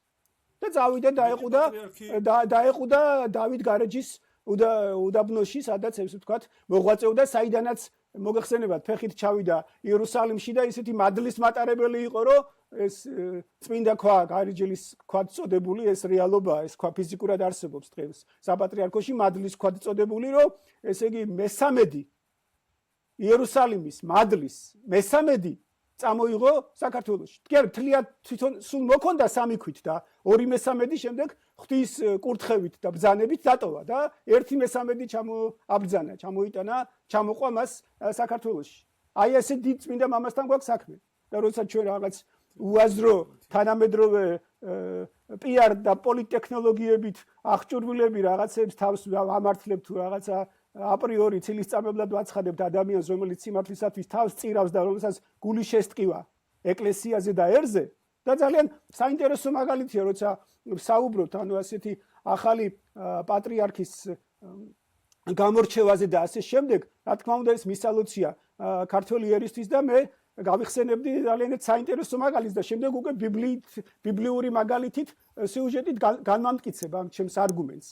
2008 წელს, როდესაც გარდაიცვალა სრულიად მოსკოვისა და რუსეთის პატრიარქი ალექსი მეორე, ეს ჩვენთან ცხინვალის აგვისტოს ომის შემდეგი დღეებია, ფაქტიურად რამდენიმე თვეში მოხდა მალევე.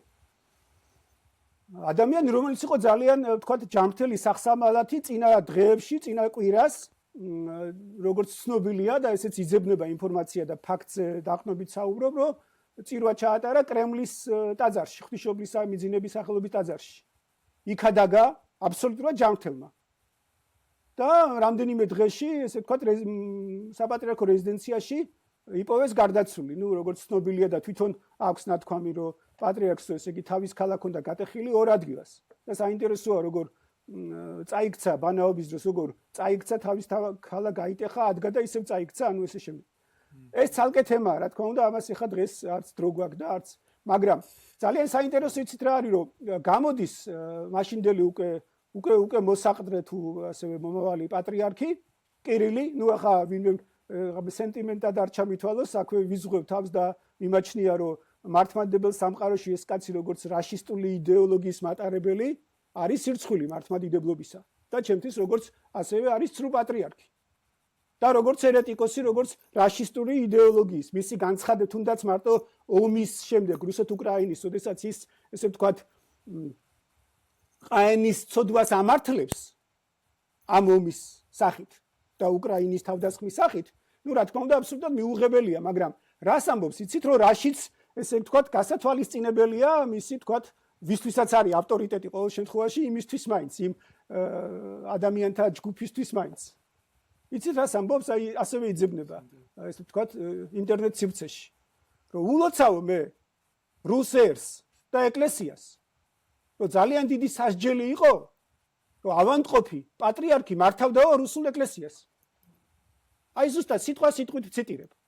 მიულოცა, რომ თურმე ავადმყოფი ადამიანი, რომელსაც კიდე ერთხელ ვამბობ, რამდენიმე დღის წინ წირვა ჩაატარა, იქადაგა აბსოლუტურად არაფერი, ახლა მისი ასაკიდან გამომდინარე, რა თქმა უნდა, ბიოლოგიური პრობლემები ექნებოდა, მაგრამ სასიკვდილო არაფერი არ ჭირდა. როგორც ჩანს, ინტერვიუ ასევე სულ რამდენიმე კვირით ადრე მისი ცნობილი ინტერვიუა, რომ ესე ვთქვათ, როცა ის მომავალ არჩევნებზე საუბრობს, ვთქვათ რუსეთში, რუსეთის საპრეზიდენტოს და ამბობს, რომ მონარქია არ უნდა აღსდგესო, ჩვენ დემოკრატია გვინდაო. და ეს მე ვფიქრობ, რომ ესეც საკმარისი იყო, რომ ეს რადიკალური გადაწყვეტილება მიეყოთ. და ადამიანი, ესე ვთქვათ, მომავალი პატრიარქი ულოცავს, რომ ავადმყოფი პატრიარქი ყავდაო და ეს იყო რისხვა და სასჯელი რუსულ ერზე და ეკლესიაზეო და გილოცავთო. და მაშინ მოდი ახლა გავავოთ პარალელი. ბოლო 2 წლის განმავლობაში საახალწლო მილოცვები ჩვენ გქონდა ხელოვნური ინტელექტით დამახინჯებული და დამონტაჟებული შეურაცხყოფილი. ბოლო 3 წელი თითქმის სინოდის ხდომა არ ჩატარებულ. თუ ვინმეს ყავდა ავადმყოფი და უუნარო მდგომარეობაში რომელიმე ეკლესიას, პატრიარქი, ეს არის საქართველოს მარტო ეკლესია. თუ რომელიმე ეკლესიისთვის იყო სირცხვილი ის მდგომარეობა, რეალობა, რომ მხოლოდ რაღაცა ბოლო თვეებში მოახერხეს, რომ ესე იგი ალბათ იძულებით ჩაესვათ ეტლში და ისე გადაეადგილებინათ და ასე შემდეგ. ადამიანი, რომელიც აი ესე ადამიანმა რომელსაც თქვა 2017-ში, როდესაც მოსაყდრე დაასახელა და ერთ-ერთი პირველი ვიყავი, რომელიც ესე ვთქვათ, ამას სიხარულით შევხვდი და ღმერთს მადლობა შეწევ და პირადად მიულოცე მაშინ მოსაყდრეს და ძალიან ესე ვთქვათ, იმედით ვიყავი და სასოებით ამ მოვლენის მიმართ. რომ ეს იქნებოდა საკეთილდღეო, სასიკეთო ჩვენი ეკლესიისთვის და ცნობილია ამას წინათ პოდკასტში ეს ჩანაწერი ვთქვათ დამიდეს და მადლობა ღმერთს რომ 8-9 წელი იყო გასული და არანაირი უხერხულობა ჩემ არცეთ სიტყვაზე არ მიგრძნია. იმიტომ რომ ყოველთვის ვცდილობ, როცა საჯაროდ და არასაჯაროდაც ამას საუბრობ, რომ გავაწლები და მახსენდება ასევე პრეზიდენტ ობამას ახალგაზრდებთან შეხვედრის დროს თქვა, რომ თქვენო როდესაც სტატუსებს წერთო სოციალურ ქსელშიო იფიქრეთო, რომ 10 წლის შემდეგ თქვენს დაწერილზე არ შეგწხვეთო. ხა ობამამ რო არ გვასწავლოს, ისაც ვიცოდეთ, რომ ღვთის წინაშე არ მოვიმოქარა თუ არ თქვათ, არ მოვიმოქმედო და არ თქვათ რამე ისეთი, იმიტომ რომ ყოველი სიტყვის გამო პასუხს ვაგებთ ღვთის წინაშე პირველ რიგში მორწმუნე ადამიანმა. ეს ამბობ ხა მე, როგორც ესე ვთქვათ, პოლიტიკური ლიდერის, ვთქვათ,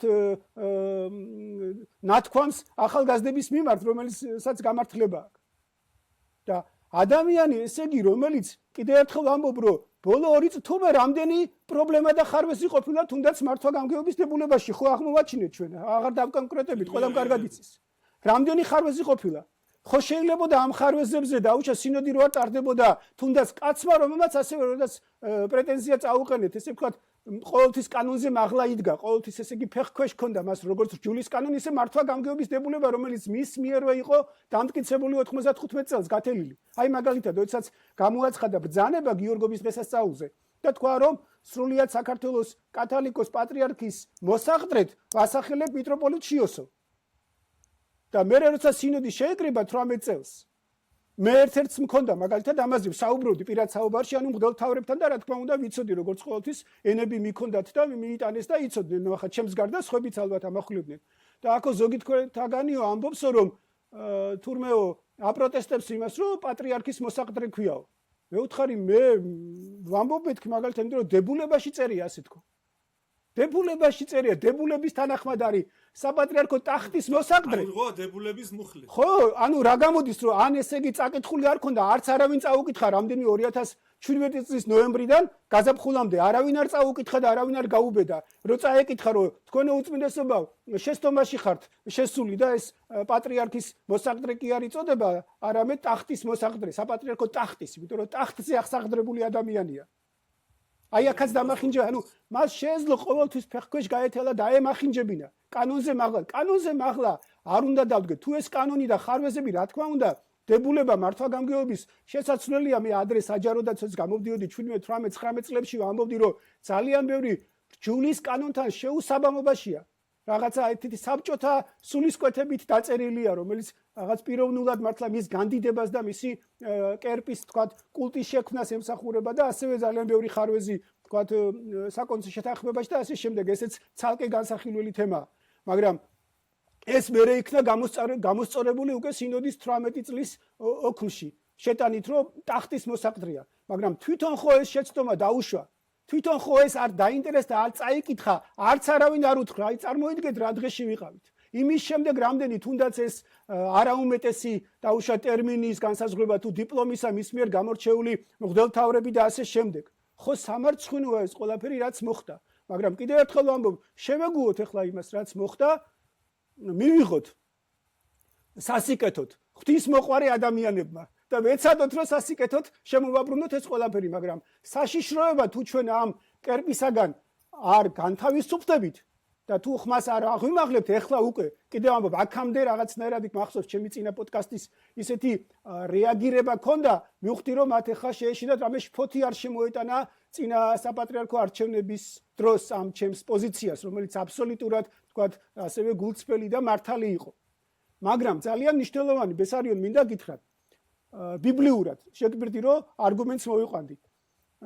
ძალიან ხშირად საქართველოს ადარებენ, თქვათ, ახალი აღთქმის სეულ ეპოქის, უკვე ქრისტეს, ესე თქვათ, მოვლენების შემდგომ ეპოქის საქართველოს, რაც მოციქულებმა ჩვენთან ქრისტიანობა იქადაგეს და ასე შემდეგ, ადარებენ ძველი აღთქმის ეპოქის რჩეულ ერს, ისრაელს.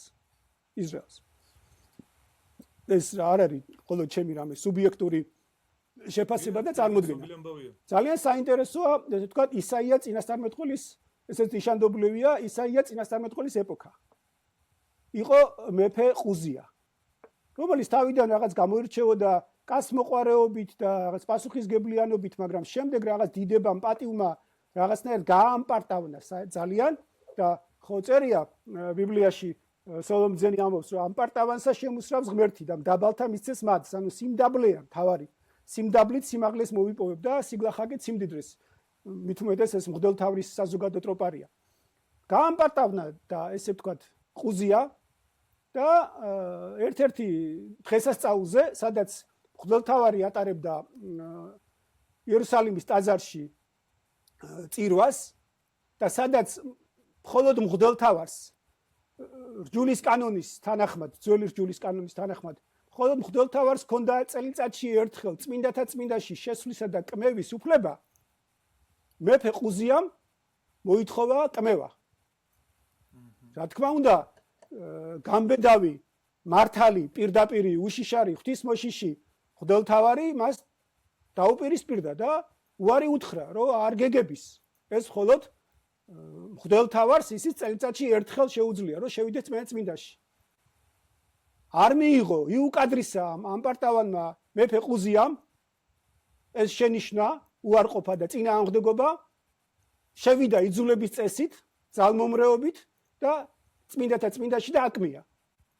და რა მოხდა? მეფე ყუზიას შეეყარა კეთრი, გამოუჩნდა საკუთარ სხეულზე, თავზე, შუბლზე, ყველასთვის დასანახად. ანუ კეთროვანი გახდა ყუზია. ანუ უწმინდური გახდა. კეთროვანება ითვლება უწმინდურობად. ეხლა რა ხდება რჯულის კანონის თანახმად? კეთროვანი უნდა იყოს თემიდან განკვეთილი, ჩვენ მოგეხსენებათ შემდგომში უკვე მაცხოვრის დროს 10 კეთროვანი ტყეში რო შეეგებება. ტყეში რატო შედაბე რო განკურნავს 10-ს, მაგრამ მხოლოდ მადლობას რო ერთი უხდის, მადლიერი, მხოლოდ ერთი როა.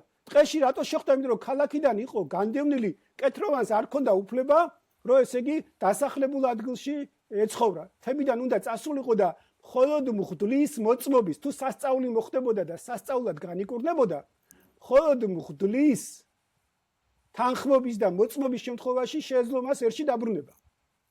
ანუ რა ხდება, რომ ყუზიას რჯულის კანონის თანახმად ეკუთვნოდა არათუ სამეფოს დატოვება და მეფობის პატივისზე უარის თქმა და განდევნა, არამედ სოფლიდან, ქვეყნიდან, დასახლებული პუნქტიდან, იერუსალიმიდან, ესე ვთქვათ, უნდა განდევნილიყო და გაეგდოთ.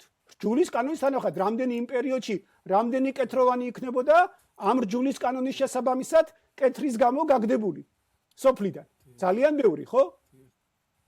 აი ძალიან საინტერესოა ამ კუთხით წმინდა ახლახან იყო ხსენება თამარ მეფის მიმართვა. მე ერთხელ უთხარი მიმართე კიდეც აც განსვენებულს.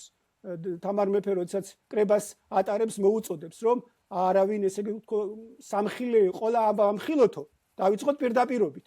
არც მე და არც არავინ დიდებული არ დაზოგოთ პატივის გამო, ვინ სამხილებელია და არც არავინ დავჩაგროთ პატივის არქონის გამო. და როდესაც თქვენ საუბრობთ მეთქი რაღაც ერის გაჯანსაღებასა თუ წინსვლა თუ გადარჩენაზე, თამარ მეფეს მიბაძეთ თქო და თქვით რომ ჩემი დაიწყეთ მხილებაო, მაგრამ ესე ვთქვათ დუმილი ჩამოვარდა და მე რაღაც გადაიფარა. და რა ქნა ესე იგი ყუზიამ, რა თქმა უნდა ვერავინ ვერ გაუბედა ყუზიას, მაშინ როდესაც უკვე მღვდელთავრის წინა აღუდეგობა დაძლია მან და წმინდანში მაინც შევიდა ასეთ ადამიანს, ასე ვთქვათ გაცხოველებულ ადამიანს, ასე გაამპარტავნებულ მეფეს ძალაუფლება, ანუ შესაბამისად ძალაუფლებაც ალბათ აძლევდა ამდენის ამპარტავნების და ამ ხალხის სწორედ რომ ხალხი რომელიც მიდრეკილია ამ დაკერპებისკენ ეს ცალკე თემაა, რომ ესე იგი ეს არ უნდა გამოიყენო ბოროტად, მით უმეტეს სასულიერო პირმა. და არავინ არ გაუბედა, ვერავინ არ გაუბედა ყუზიას. და ყუზია წლების განმავლობაში კეთროვანი ყუზია, რომელსაც არ ეკუთვნოდა ერში ცხოვრება არათუ მეფობა, განაგზობდა მეფობას დიდებითა და პატივით. და წერია, ესე ვთქვათ, ბიბლიაში განურისხდა, ესე ვთქვათ, არა, მაპატივით, გაბრაზდა ღმერთი ერზე. განრისხება სხვა რამე, განრისხდა მაგალითად სოდომ გომორის შემთხვევაში და ასე შემდეგ. გაბრაზდა ღმერთიო ერზე. ანუ გაბრაზება როგორც აი მამა შვილს რო დაემდურება და რაღაც ოჯახის წევრს. მოსიყვარულე მამა დაუშვა და დედა ასე შემდეგ ან ახლო მეგობარს რო რაღაც რო გინდა აგრძნობინო რომ მე შენზე გაბრაზ, იმიტომ რომ რაღაცა მას შეეშალა და გამოსასწორებელია. გაბრაზდა ღმერთი ერზეო და შეწყვიტა გამოცხადებები და წინასწარმეტყვი ღვთის ნების უწყება. წინასწარმეტყველსაც წაერთვა და ურთიერთობა გაწყვიტა, ურთიერთობა დახმარება შეუწყვიტა ერს. ებრაელ ერს. და წერია ასე ვთქვათ ისაია წინასწარმეტყველის ამ წიგნში რომ მოკვდა უწმინდური ყუზიაო და ვიხილე უფალი ტახტებს მდგომარეო, ისაია ამბობს. ღმერთი შეურიგდა ერს. და მე ვისურვებდი რომ შეგვირიგდეს ღმერთი. და მე მიმაჩნია რომ ესეც უნდა იყოს. მაგრამ საშიშროება გვემუქრება თუ ჩვენ აი ამ არასწორი კიდე გეუბნებით ამოცანა შესრულებულია რის გამოც შეიძლებოდა დაუშვათ. როგორც ერთმა პოლიტიკოსმა მითხრა რომ მე არჩევნების გამო თორე შენზე მეტი ვიცი მე უფეო და მე არჩევნების დროს მჭირდება მხოლოდ არჩევნებია და არჩევნებზე მჭირდება პატრიარქის ავტორიტეტი და ეკლესიისაო. ანუ პოლიტიკური ორგანიზაციაც არის კიცნეული. მესმის და აი ეხლა არჩევნები დასრულებულია. მეუფე შიოს კიდე მაპატიოს პატრიარქ კათოლიკოს პატრიარქ შიო მესამეს ავტორიტეტს თუ არ დაამცრობს არანაირად არ აღამაღლებს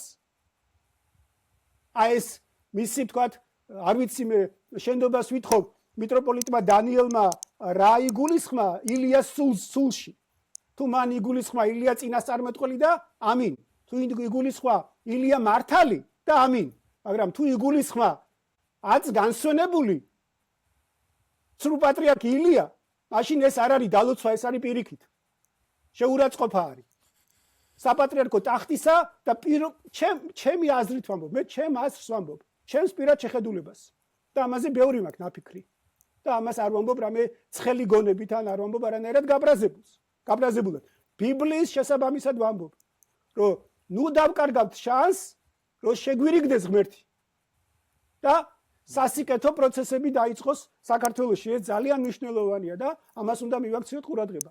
ვისურვებდი რომ ესე მოხდეს. თქვენ მუდმივად წარმოადგენთ ბიბლიურ, სახარებისეულ, საღვთისმეტყველო, მორალურ არგუმენტებს თქვენი პოზიციების დასაცავად. თუ მოგისმენიათ თქვენს მიმართ რაიმე პოზიციები, რომელიც დაუშვათ დაგაფიქრებთ, ან რაიმე მსგავსი, ან თუ მოგისმენიათ პირიქით და თუ მიგიღიათ ისეთი არგუმენტაცია, ან ისეთი მსჯელობა, რომელიც ღირს დასაფიქრებლად, ან სინოდის წევრებისგან, ან თლიანად რომელიც კონკრეტული ჯგუფისგან. მადლობა. ასე შემდეგ და ასე შემდეგ. მადლობა. ეს არის ძალიან მნიშვნელოვანი, უბრალოდ მსმენელისთვის ძალიან მნიშვნელოვანი, თორე შიდა წრეში ესეც იციან არის. მე როგორც გითხარით, თვითონ პირადად მაგალითად არა ვარ სოციალური ქსელების მომხმარებელი, მაგრამ როცა აი ჩემი რაც გამოსვლის და ასე შემდეგ აი ლანძღვა გინება შეურაცხყოფა ხა სინოდის წევრმა თქვა წარმოიდგეთ რომ ასე ვთქვათ დაფინანსება თვითონ საპატრიარქო დაუშვათ წარმომადგენლები ფულს ურიცხავდნენ იმ ტროლბოტებს და ნუ ეს ახლა არ გამკვირვებია, მაგრამ ძალიან მნიშვნელოვანია რომ ამას სინოდის ესე ვთქვათ ეგრეთ წოდებული წევრი რო ამბობს მინიმუმ ესეც გაახილვას მოითხოვს ისე როგორც ბევრი რამე სხვა ბრალდება, ხო? და ბუნებრივი ესე ვიცი და აი აუს დედები რომლებიც არიან თუ სხვა ახლობლები მომხარებელი მეუნები რომ ესე იგი ახლა ადამიანურად ეს ძალიან ემოციურად არ არის მარტივი ეს ყველაფერი რაც ჩემ თავს ეს ბოლო წლებია 2017 წლიდან დღემდე რაღაც სამუდენი უსამართლობა გადახდა. ეუბნები რომ თუ რამე გონივრილს შეკითხები თქვენ და თან მით უმეტეს ძალიან მინდა ახლა რაღაც ეს თავის ქებაში იმედი არ ჩამოვერთო, ჩემი გარემოცვა ყოველთვის ცდილობდი ყოფილიყო რომელიც არ დამიმალავს სიმართლეს და არ იქნება პირფერი და მლიქნელი. მეტნაკლებად ცდილობდი რომ რაღაც ამ კატეგორიის ადამიანები დამეკომპლექტებინა და მეტნაკლებად ვფიქრობ რომ ეს მოვახერხე. რომ სიმართლეს არ დამიმალავე. ისევე როგორც მაგალითად ავიღოთ ძალიან მნიშვნელოვანია რომ ესე იგი იმ არც განსვენებულის ისტორიას თუ შევეხებით 90-იანებს როცა აი მობილური ტელეფონები შემოვიდა ცნობილია ეს ძალიან ერთმა ჩინოვნიკმაც დამიდასტურა რომელიც ესწრებოდა ზუსტად ამ შემთხვევას რომ ყოფილი უშიშროების მინისტრი ჩუქნის მობილურ ტელეფონს თქვენო უწმინდესობაო ეს ისეთი ტელეფონიაო რომ არანაირ არისმინებაო და ამან უთხრა რომ მე სულ მაგას არ გეუბნებით რომ მომისმინეთო ანუ ესე თქვათ მიწიერი აზროვნებით ახლა სიბრძნე ნამდვილად ამაში არ არის მაგრამ პოლიტიკა ნამდვილად არის და კაკებეშნიკობა ნამდვილად იკვეთება ძალიან დიდი და ის ახლა ამასთან შედარებით ბავშვი იყო და ზუსტად ისე მოექცა როგორც ბავშვს მაგრამ ისე თქვა მინდა რომ ეს იყო პატრიარქი რომელსაც მობილური ტელეფონი არ ჰქონდა უფრო მეტიც დამოუკიდებლად სატელევიზიო არხებსაც კიდევ რამდენჯერმე შემინიშნავს, როცა კრიტიკული მომენტები იყო, არასასურველი არხი იყო, მაგალითად გათიშული, აი რაღაც კონკრეტულ შემთხვევაში რუსთავი 2 თუ შემდეგ სხვა და ასე შემდეგ. ანუ აბსოლუტურად ესე ვთქვათ, არადამოუკიდებელი და ესე ვთქვათ, მართული რაღაც გარემოცვის წყობაში ჩაიგდო ესე ვთქვათ თავის თავი და მაგრამ ეს მისი არჩევანია. ანუ არ ქონდა მას პირადი ურთიერთობა არავისთან. შესაბამისად კონტროლირებადი იყო ნებისმიერი შემსვლელი, გამომსვლელი, ამბის მიმტანი თუ გამომტანი. მათ შორის როგორც გითხარი სატელევიზიო არხებიც კი კონტროლირება სრულ კონტროლს აი ბოლო წლები განსაკუთრებით და ეხლა რა თქმა უნდა კათოლიკოს პატრიარქს რომელსაც მინიმუმ მობილური ტელეფონი გააჩნია და წტომა აქვს რაღაცა საინფორმაციო ასევე შეუძლია რომ პირადად ინფორმაცია მიიღოს რა თქმა უნდა ესე ვთქვათ უკვე აღარ იქნება ესე მარტივი მისი ვთქვათ ესე ვთქვათ ამ ტყვეობაში თუ საინფორმაციო ვაკუუმში მოქცევა თვითონ თუ არის სურვა ეს ახლა ცნობილია ამას წინათ რუსი პოლიტოლოგი ამბობდა რომ იმ პირველ პირს თურმე იქაც რაღაც ეს ვთქვათ საქაღალდეთი აწვდიან ხოლმე ინფორმაციებს ანუ 21 საუკუნეში წარმოიდგეთ რომ ამიტომაც არის ის რაც ხდება ანუ საინფორმაციო ვაკუუმში დაახლოებით ეს ისეთია რომ ცნობილია სტალინი უხსენებელს ბოლო წლებში რომ ერთ ნომერს მხოლოდ ერთ ეგზემპლიარ გაზეთს უბეშტავდა აბეშტიებდა მისთვის წასაკითხად დანარჩენი სხვა პრავდა გამოდიოდა საბჭოთა კავშირში და ასე შემდეგ და ეს თვითონ ჩაიგდო და ძალიან საინტერესოა ამ კუთხით ესე ვთქვათ ერთმა ახალბელმა მომიყვა როცა ჩემ შემთხვევას ვამბობდი რომ თურმე ითხოვდა იქ შეხვედრას ბოლო დღეებამდე და ასე შემდეგ რომ ძალიან საინტერესოა ესე ვთქვათ ლევ ტოლსტოის შემთხვევას წინა პოდკასტში რატომღაც არ ჩათვალეს საჭიროდ რომ გაეშვათ და რაღაცა უპასუხისმგებლოდ მოეკიდნენ ამ საკითხს და ამიტომ ესე ვთქვათ ლევ ტოლსტოის შემთხვევა ძალიან საინტერესოა რომ ის იყო კრიტიკოსი ეკლესიის ცნობილია ფაქტიურად იმ პერიოდში მაგრამ ნუ ესეთი თავადაზნაურთა წარმომადგენელი იყო ცნობილი პიროვნება დიდი მწერალი და აღიარებული საყოველთაოდ და ასე იმპერიაში და ასე შემდეგ და ამ ესე ვთქვათ მის გარდა და იყო ანათემას გადაცემული. ანუ განკვეთილი იყო ეკლესიიდან ანათემას გადაცემული იყო და სიკვდილის წინ ნუ ფაქტიურად თან მან შექმნა მის გარშემო შეიქმნა რაღაცა სექტის მსგავსი ამ ეკლესიიდან განკვეთილი ადამიანების, ანუ ეკლესიაზე ვთქვათ განაწყენებული ადამიანების, რომლებიც უსამართლოდ იყვნენ დასჯილი და შეიძლება შემდეგ უკვე როგორც ხდება ხოლმე, რომ რაღაცა სულიერი გამოფიტვას აქვს ადგილი და ადამიანი გაბოროტდება თუ რაღაც ამ ჯვრისთვის, ამ უსამართლობისა და ასე შემდეგ, რაღაც იობ მრავალგვემულის მოთმინებით არ არის აღჭურვილი და ასე შემდეგ, ბუნებრივი არ არის, მაგრამ ჩემს ვთქვათ თანამებრძოლებშიც მოხდა ეს რაღაცნაირად, ესე ვთქვათ, დაცემა.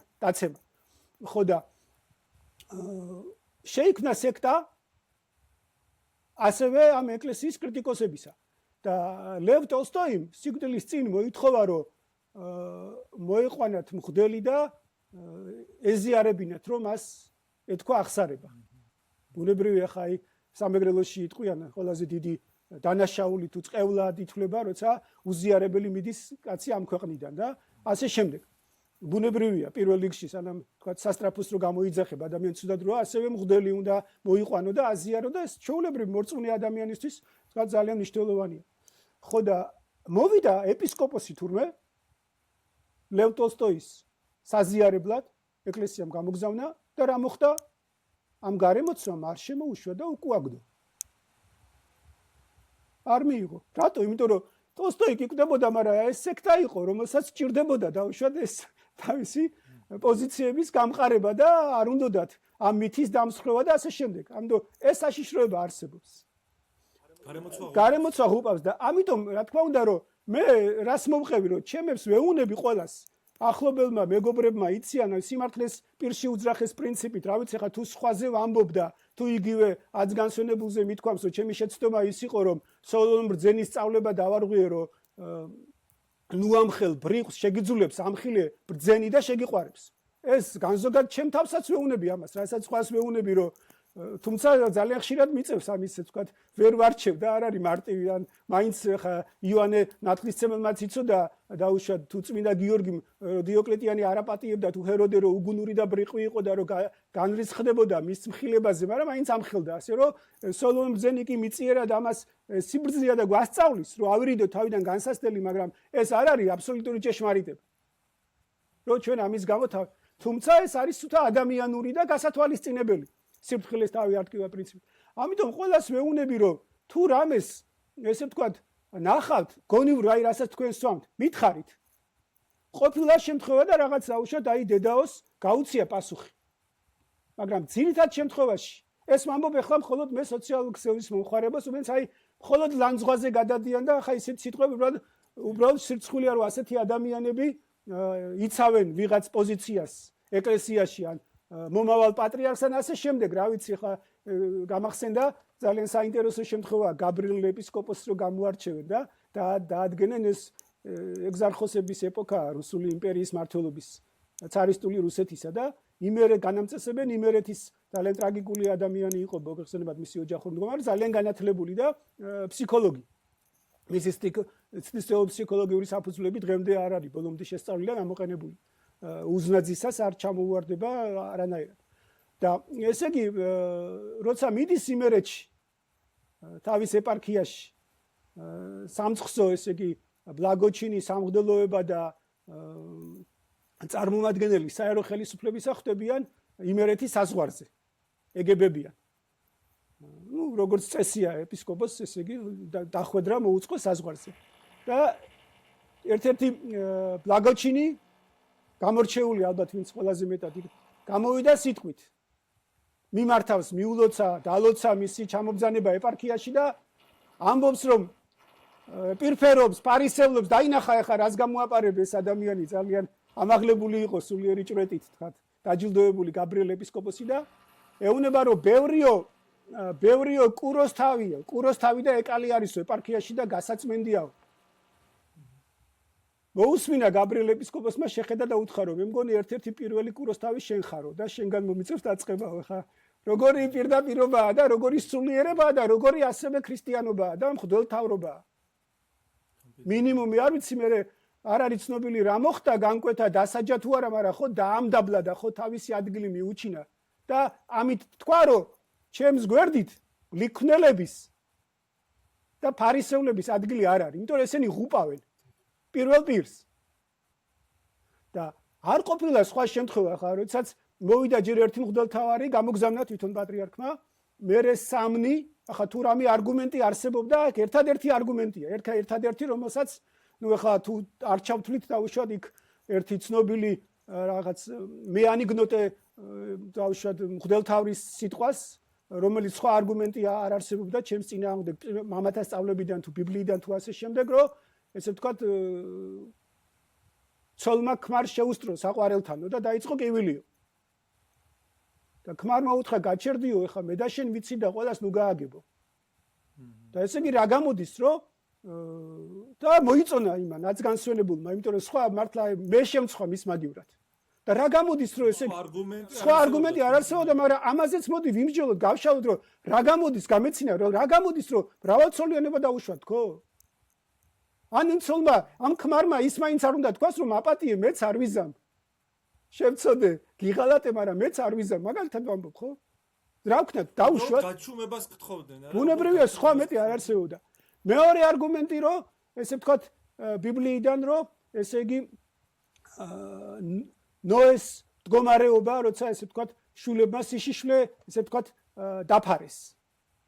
და ამაზე სანამ ესენი იტყოდნენ, მე თვითონ მქონდა ერთ-ერთ მღვდელთავართან, სანამ საერთოდ ციანიდი საქმე და ეს ჩემი საჯარო გამოსვლა დაიწყებოდა, ერთ-ერთი მათ გადაწყვეტილების მიმღებ თაგანი მღვდელთავარია იქ ესე იგი საპატრიარქოში, რომ როცა საუბრობდი გულისტყივილს ჩემი ჩრდილოვან მმართველობაზე, ქალის გადაჭარბებულ ძალაუფლებას, სანამ საჯაროდ ამას ვიტყოდი და ასე შემდეგ, რომ მე მითხრა, რომ მეუფეო მამები იყვნენ სამღვდელოება, დაგვტოვეთ იმას თხოვა და მეო გეტყვიო, რომ თავარ პრობლემაზე თქვენ თუ იცითო, მითხარითო.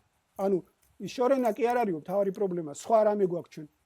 და თუ არაო, მაშინ არ მკითხოთ რაო. აი ის იყო, რომ საუბედუროდ ახალი გაგებული, ნუ მადლობა ღმერთს, რომ შობს გვიან ვიდრე არაზოს პრინციპით, რომ ახალი გაგებული მქონდა მართა ამ თავარ პრობლემაზე, რაც იგულისხმებოდა და მეუთხარი მეუფე ჩვენ იაფეტის თამამავლები ვართ, არც ეს მავიწყდება მეთქი. კი, მაგრამ გამოვასწოროთ მდგომარეობა, მინიმუმ მაგალითად ვითხოვ, რომ ესე ვთქვათ, გარდაცვალების ჯერ პირველი ვითხოვ, რომ არ გამრავდნენ ამ ცოდვის მატარებელი ადამიანები ეკლესიაში. არ ვაკურთხოთ, ეს პირობა და მოთხოვნა ჩემი იყო დარღვეული, იმიტომ ჩემგან ერთი ესე ვთქვათ, უარყოფილი და დაბლოკილი ადამიანი შემინდეთ ამ ჟარგონისთვის, მაგრამ და აკურთხეს მღვდლად მაინც. როცა რამდენიმე მათ შორის ქორეპისკოპოსზე მქონდა ეს პირობა ჩამორთმეული და შეთანხმებული. მათ შორის ყოფილმა მიტროპოლიტმა შიომაც იცოდა ეს. და მაინც აკურთხეს ეს ადამიანი, რომელიც ამ ესე ვთქვათ, ცოდვის მატარებელი ქვეშ იყო და თავისთავად შემდეგ ესე იგი ეს არის ხელშეწყობა. ასევე პირველი, მოდი რომ ავიღოთ 77 წელი რომ ვახსენით. მერე რა გააკეთა? პირველი, აი რომ გადავხედოთ, ვთქვათ, არქივს მის გარშემო ორი არქიმანდრიტი, რომელიც მან პირველი გამოარჩია ეპისკოპოსად. აღარ დავასახელებ, სახელს დაინტერესებული თვითონ გამოიკლებს. პირველი ორი ეპისკოპოსი, ვინც აკურთხა ილია შიოლაშვილმა 83 წელს ორივე სოდომიის ბრალდებით დაიჭირეს და პედოფილის ბრალდებით გაასამართლეს და ორ-ორი წელი ციხე მოიხადეს. მათ შორის ერთ თქვენს იქ ეპარქიასთან ესე ვთქვათ, ჰქონდა შეხება. და ცნობილი სასამართლოს ხდომების არქივი არსებობს, რომელიც ასევე მომიტანეს შემდეგ ამ მოვლენების შემდეგ. ანუ პირველი ვინც გააკეთა, უწმინდურები წაახალისა. ასე რომ გამოაჩენს ყველაფერს, ეს ძალიან მნიშვნელოვანი ფაქტია. ჩემი ერთი ეს იყო მოთხოვნა. დაუშვათ რომ ეს არ გავაკეთოთ.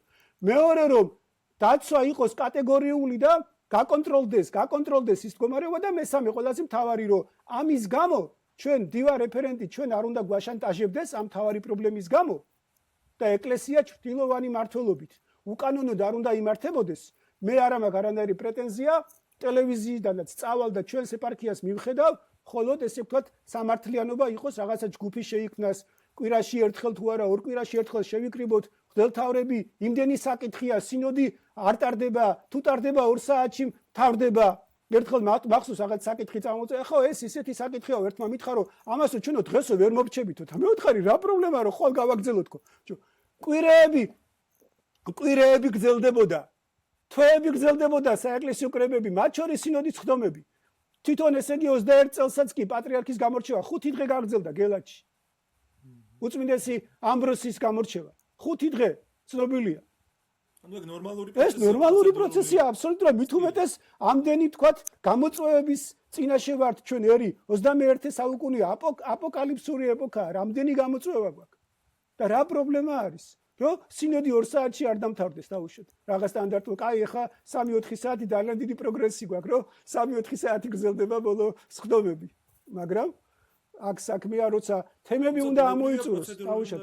აი ეს არის, აქედან გამომდინარე, რომ ეს იყო მეორე საკითხი, რომელზეც მე ასევე მქონდა პასუხი ნოესთან მიმართებაში, რომ მიუღებელია და შეუფერებელია, ესე თქვათ, მიუღებელია ამ არგუმენტის მოყვანა. ახლა თუ იმ პრინციპით ვიმსჯელებთ, როცა ერთი ძალაუფლების მქონეს უთხრეს, რომ იცით თქვენიო არგუმენტებიო, ფაქტებს ეწინააღმდეგებაო, იცით რა უპასუხა? მით უარესი ფაქტებისთვისო. თუ ამ პრინციპით მიუდგებით ძალმომრეობით, რომ მით უარესი ფაქტებისთვის, ნუ მაშინ კი ბატონო. მაგრამ არ ყოფილა მე მზათა ვარ. რა ვიცი, აბა ადრე იყო მცდელობა მაგალითად იგივე დებატებისა საჯარო სივრცეში მე ერთხელ ვიხუმრე კიდეც ერთ-ერთ ეთერში TV პირველში, რომ კი ბატონო, მაშინ ეს საეკლესიო სასამართლო გავმართოთ TV პირველი სტუდიაში თქო. კი მე თანახმავა, როგორ ამოქმედდეს კანონი. და კანონის უზენაესობის პრინციპით იყოს ესა და ვინ იქნება გარანტია, რომ კანონი ამოქმედა. ხა თუ ჩვენ ბოლშევიკურად მიუდგებით, რომ უმრავლესობა ჯერ ერთი ჩემი სასჯელის დროს არს უმრავლესობას მე არ ვიცი, ხა წყულს ვერ ვიტყვი, შეიძლება იქ აღმოჩენილიყო, თუმცა რაღაც მეეჭვება იმ პერიოდში, იმიტომ რომ მაინც ალბათ მომზადებული ყველა არ იყო და ეს ერთპიროვნული გადაწყვეტილებისთვის იყო ეს სპეცოპერაცია ჩატარებული, მაგრამ არ ვიცი, მაგრამ ამჟამად როცა ამბობენ 2022, თუ ესე იგი უმრავლესობა წყვეტს, მაშინ ახლა ბოლშევიზმი რაღაცა სხვა. კი ბატონო, როცა კენჭისყრაა, მაგრამ ღვთისნება, ეს გეუბნებით, როცა საკითხი, ესე იგი, შეეფერება სახარების სწავლებას. საკითხი არ მოდის წინააღმდეგობაში რჯულის კანონთან. საკითხი არ მოდის წინააღმდეგობაში დებულების მუხთან, თუ ეს დებულება არ არის წინააღმდეგობაში რჯულის კანონთან და სახარების სწავლებასთან და ასე შემდეგ. ჯერ ამით უნდა შევჯერდეთ და მერე უნდა ვიყაროთ კენჭი. მერე უნდა უყაროთ კენჭი საკითხს, როცა საკითხი აშკარად ესე ვთქვათ, რჯულის კანონთან შეუსაბამობაშია, როცა აშკარად ესე იგი დარღვეულია, ვთქვათ, საეკლესიო სწავლება და ან აშკარად როცა შეგიძლია შენ საეკლესიო სწავლებისა და სახარების და წმინდა მამათა შესაბამისობაში მიიღო გადაწყვეტილება, მაშინ საერთოდ კენჭისყრა რა საჭიროა მითხარით. ჯულის კანონი და ის 20 მღვდელთავარი რა უფრო მაღლა დგას, ვიდრე სახარების სწავლება, ვიდრე პავლე მოციქულის ესე იგი ან პეტრესი დაუშვათ ან მახარებლების სწავლება, რომელიც სულიწმინდით არის გაჯერებული და რომელიც ესე ვთქვათ, წერტილმძიმეც კი როგორც იმის არ იყოს, იმ წმინდა მამის მაგალითი რომ მოვიყვანე ბიბლიაში პირიქით რომ დაწერილიყო, რომ ვეშაპი გადაყლაპა იონამ იმასაც დავიჯერებდეო. ჩვენ რა სახარების სწავლებაზე ეჭვგეპარება და კი ბატონო, მე უყაროთ კენჭი, მაგრამ ახლა კენჭისყრისაც ღვთისნების გამოძიების შემთხვევაში რა ახლა ღვთისმშობელი გამოეცხადა ღირსმა ასურეთში იოანეს ედაზნელს და მაინც კენჭისყრით იქნა ის 12 კაცი გამორჩეული და ასე შემდეგ უამრავი შემთხვევები ვიცით ჩვენ, როცა ღვთისგან აი სერბეთის მაგალითად ეკლესიაში ერთი მიყვებოდა, რომ ძალიან საინტერესოა სამი პატრიარქის გამორჩევა ხდება სინოდის მიერ. ნუ დებულების მიხედვით და მერე ესე იგი ამ სამივე სახელი კონვერტი იდება სახარებაში, როცა სახარება იკითხება და წაიკითხება, სახარება იხსნება და იმ ბოლო წირვა უკვე არის დადგენილი აღსაყდრებისა და იმ სამიდან უხუცესი მღვდელი, რომელსაც გამოიტანს ის იკურთხება, ანუ რაღაც ღვთის ნებისთვის სივრცე არის დატოვებული. როცა ღვთის ნების უამრავი შემთხვევები ვიცით, ახლა ჩვენ რა ვიცი, რაღაც სასაცილო გახდა იმ ესე იგი უკეთური ადამიანისაგან თურმე მენახშირე ალექსანდრე და მენახშირე ალექსანდრეს შემთხვევა საოცარი მაგალითია ღვთის ნების გამოძიების. აი მართლა რომ ღვთის ნება გრიგოლ ეპისკოპოსის მიერ იქნა გამორჩეული, სასწაული მოხდა. ადამიან, რომელსაც თავი ქონდა დამდაბლებული, ფილოსოფოსი იყო, დამდაბლებული ქონდა და ესე ვთქვათ, მენახშირე და ანუ უარი თქვა ამ წუთის სოფელზე ამ განათლებულმა, წარმატებულმა ადამიანმა, მაგრამ ღვთის ნება მისურვა, რომ ის გამოეყვანათ სოფლიდან, მენახშირეობიდან და ეპისკოპოსად გამოერჩიათ. ეს არის ღვთის ნება. აი მაშინ ვართ ჩვენ როგორც თქვი, წინასწარმეტყველების შემთხვევაში, მაშინ ვართ მშვიდად, როცა აშკარად გამოჩნდება. ახლა ძალიან როცახში საუბრობენ ხოლმე იგივე მე იმიტომ ამდენი ღვთის მადლით, რაც ესე ვთქვათ, გავბედეს საჯაროობა და ღვთის ამაღლება და მიმაჩნია, რომ ღვთის, როდესაც ესე ვთქვათ, მამაო გავიგეთ, როცა სიუჟეტი გავიდა, თუ არ ცდები, მაშინ რუსთავი 2-ის ეთერი იყო და რომ დეკანოზი არის დაჭერილი პატრიარქის მოწამვლის ბრალდებით. და ნუ რაღაც უაზრახა ვიცოდი, რომ ეს ძალიან სავაჭრო თემა იყო და პატრიარქის შესაძლო მოწამვლას ხშირად ხან მღვდელმთავრების ვიღაცებს აბრალებდნენ ხალ ესე ხელისუფლების წარმომადგენლებს და ასე შემდეგ. და მივედი ტელევიზიაში, იქ მამები, სხვები იყვნენ, თანამშრომლები და ესე იგი მიკავშირდებოდნენ, ორშაბათი დილა იყო, როცა წამოვედი ეპარქიიდან და გზაში საზოგადოებრივი იგივე ეს რუსთავი 2 TV იმედი და სხვები მიკავშირდებოდნენ რომ კომენტარი, იმიტომ რომ მე უკვე გაკეთებული მქონდა ამ ეკლესიის პრობლემებზე, რომ რუხი კარდინალი არის და ჩრდილოვანი მმართველობა მთავარი პრობლემა და ეს იყო ჩემი პირველი საჯარო განცხადება, რაც მოყვა იქ იაკობის ბჟუტურსო პატრიარქის წინააღმდეგ არის ბრძოლა დაწყებული და ჩვენ დავიცავთ ჩვენს პატრიარქს და ნუ ასე შემდეგ. და იქ აქცენტი იყო დაუშვათ გარემოცვაზე და დაცვაზე და გაკეთებული. და ნუ ამას ბარემ ამოვწურავ ამ თემას ვერ გავექცევით, იმიტომ რომ როცა საუბრობია დღემდე რო თუმე ვერ გაურკვევებ, მათ შორის უბრალოდ სირცხულია ჟურნალისტები, რომლებიც წლების განმავლობაში აშუქებდნენ მღვდელმთავარი, რომელიც ესე იგი სამარცხინოდ სინოდზე იქიჟდა, როდესაც ესე ვთქვათ, ერთადერთმა გავაპროტესტე, როცა სრული ნდობა გამოუცხადეს პროკურატურას.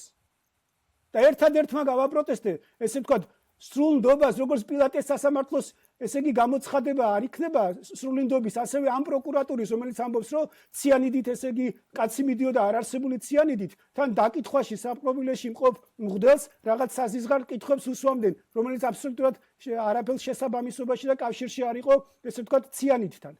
და სრული ნდობა გამოუცხადა სინოდმა ჩემი გამოკლებით, ესე ვთქვათ, იმ პროკურატურას, რომლის თურმე პრემიერ-მინისტრიც, რომლის მთავარი პროკურორიც იქ მოვიდა და პრემიერ-მინისტრი თურმე მე მღვდელმთავარს კულუარებში ეკითხება, თურმე პრივატულად, რომ ესე იგი რა მოხდა, ციანიძე მაინც ვერ გავიგეო.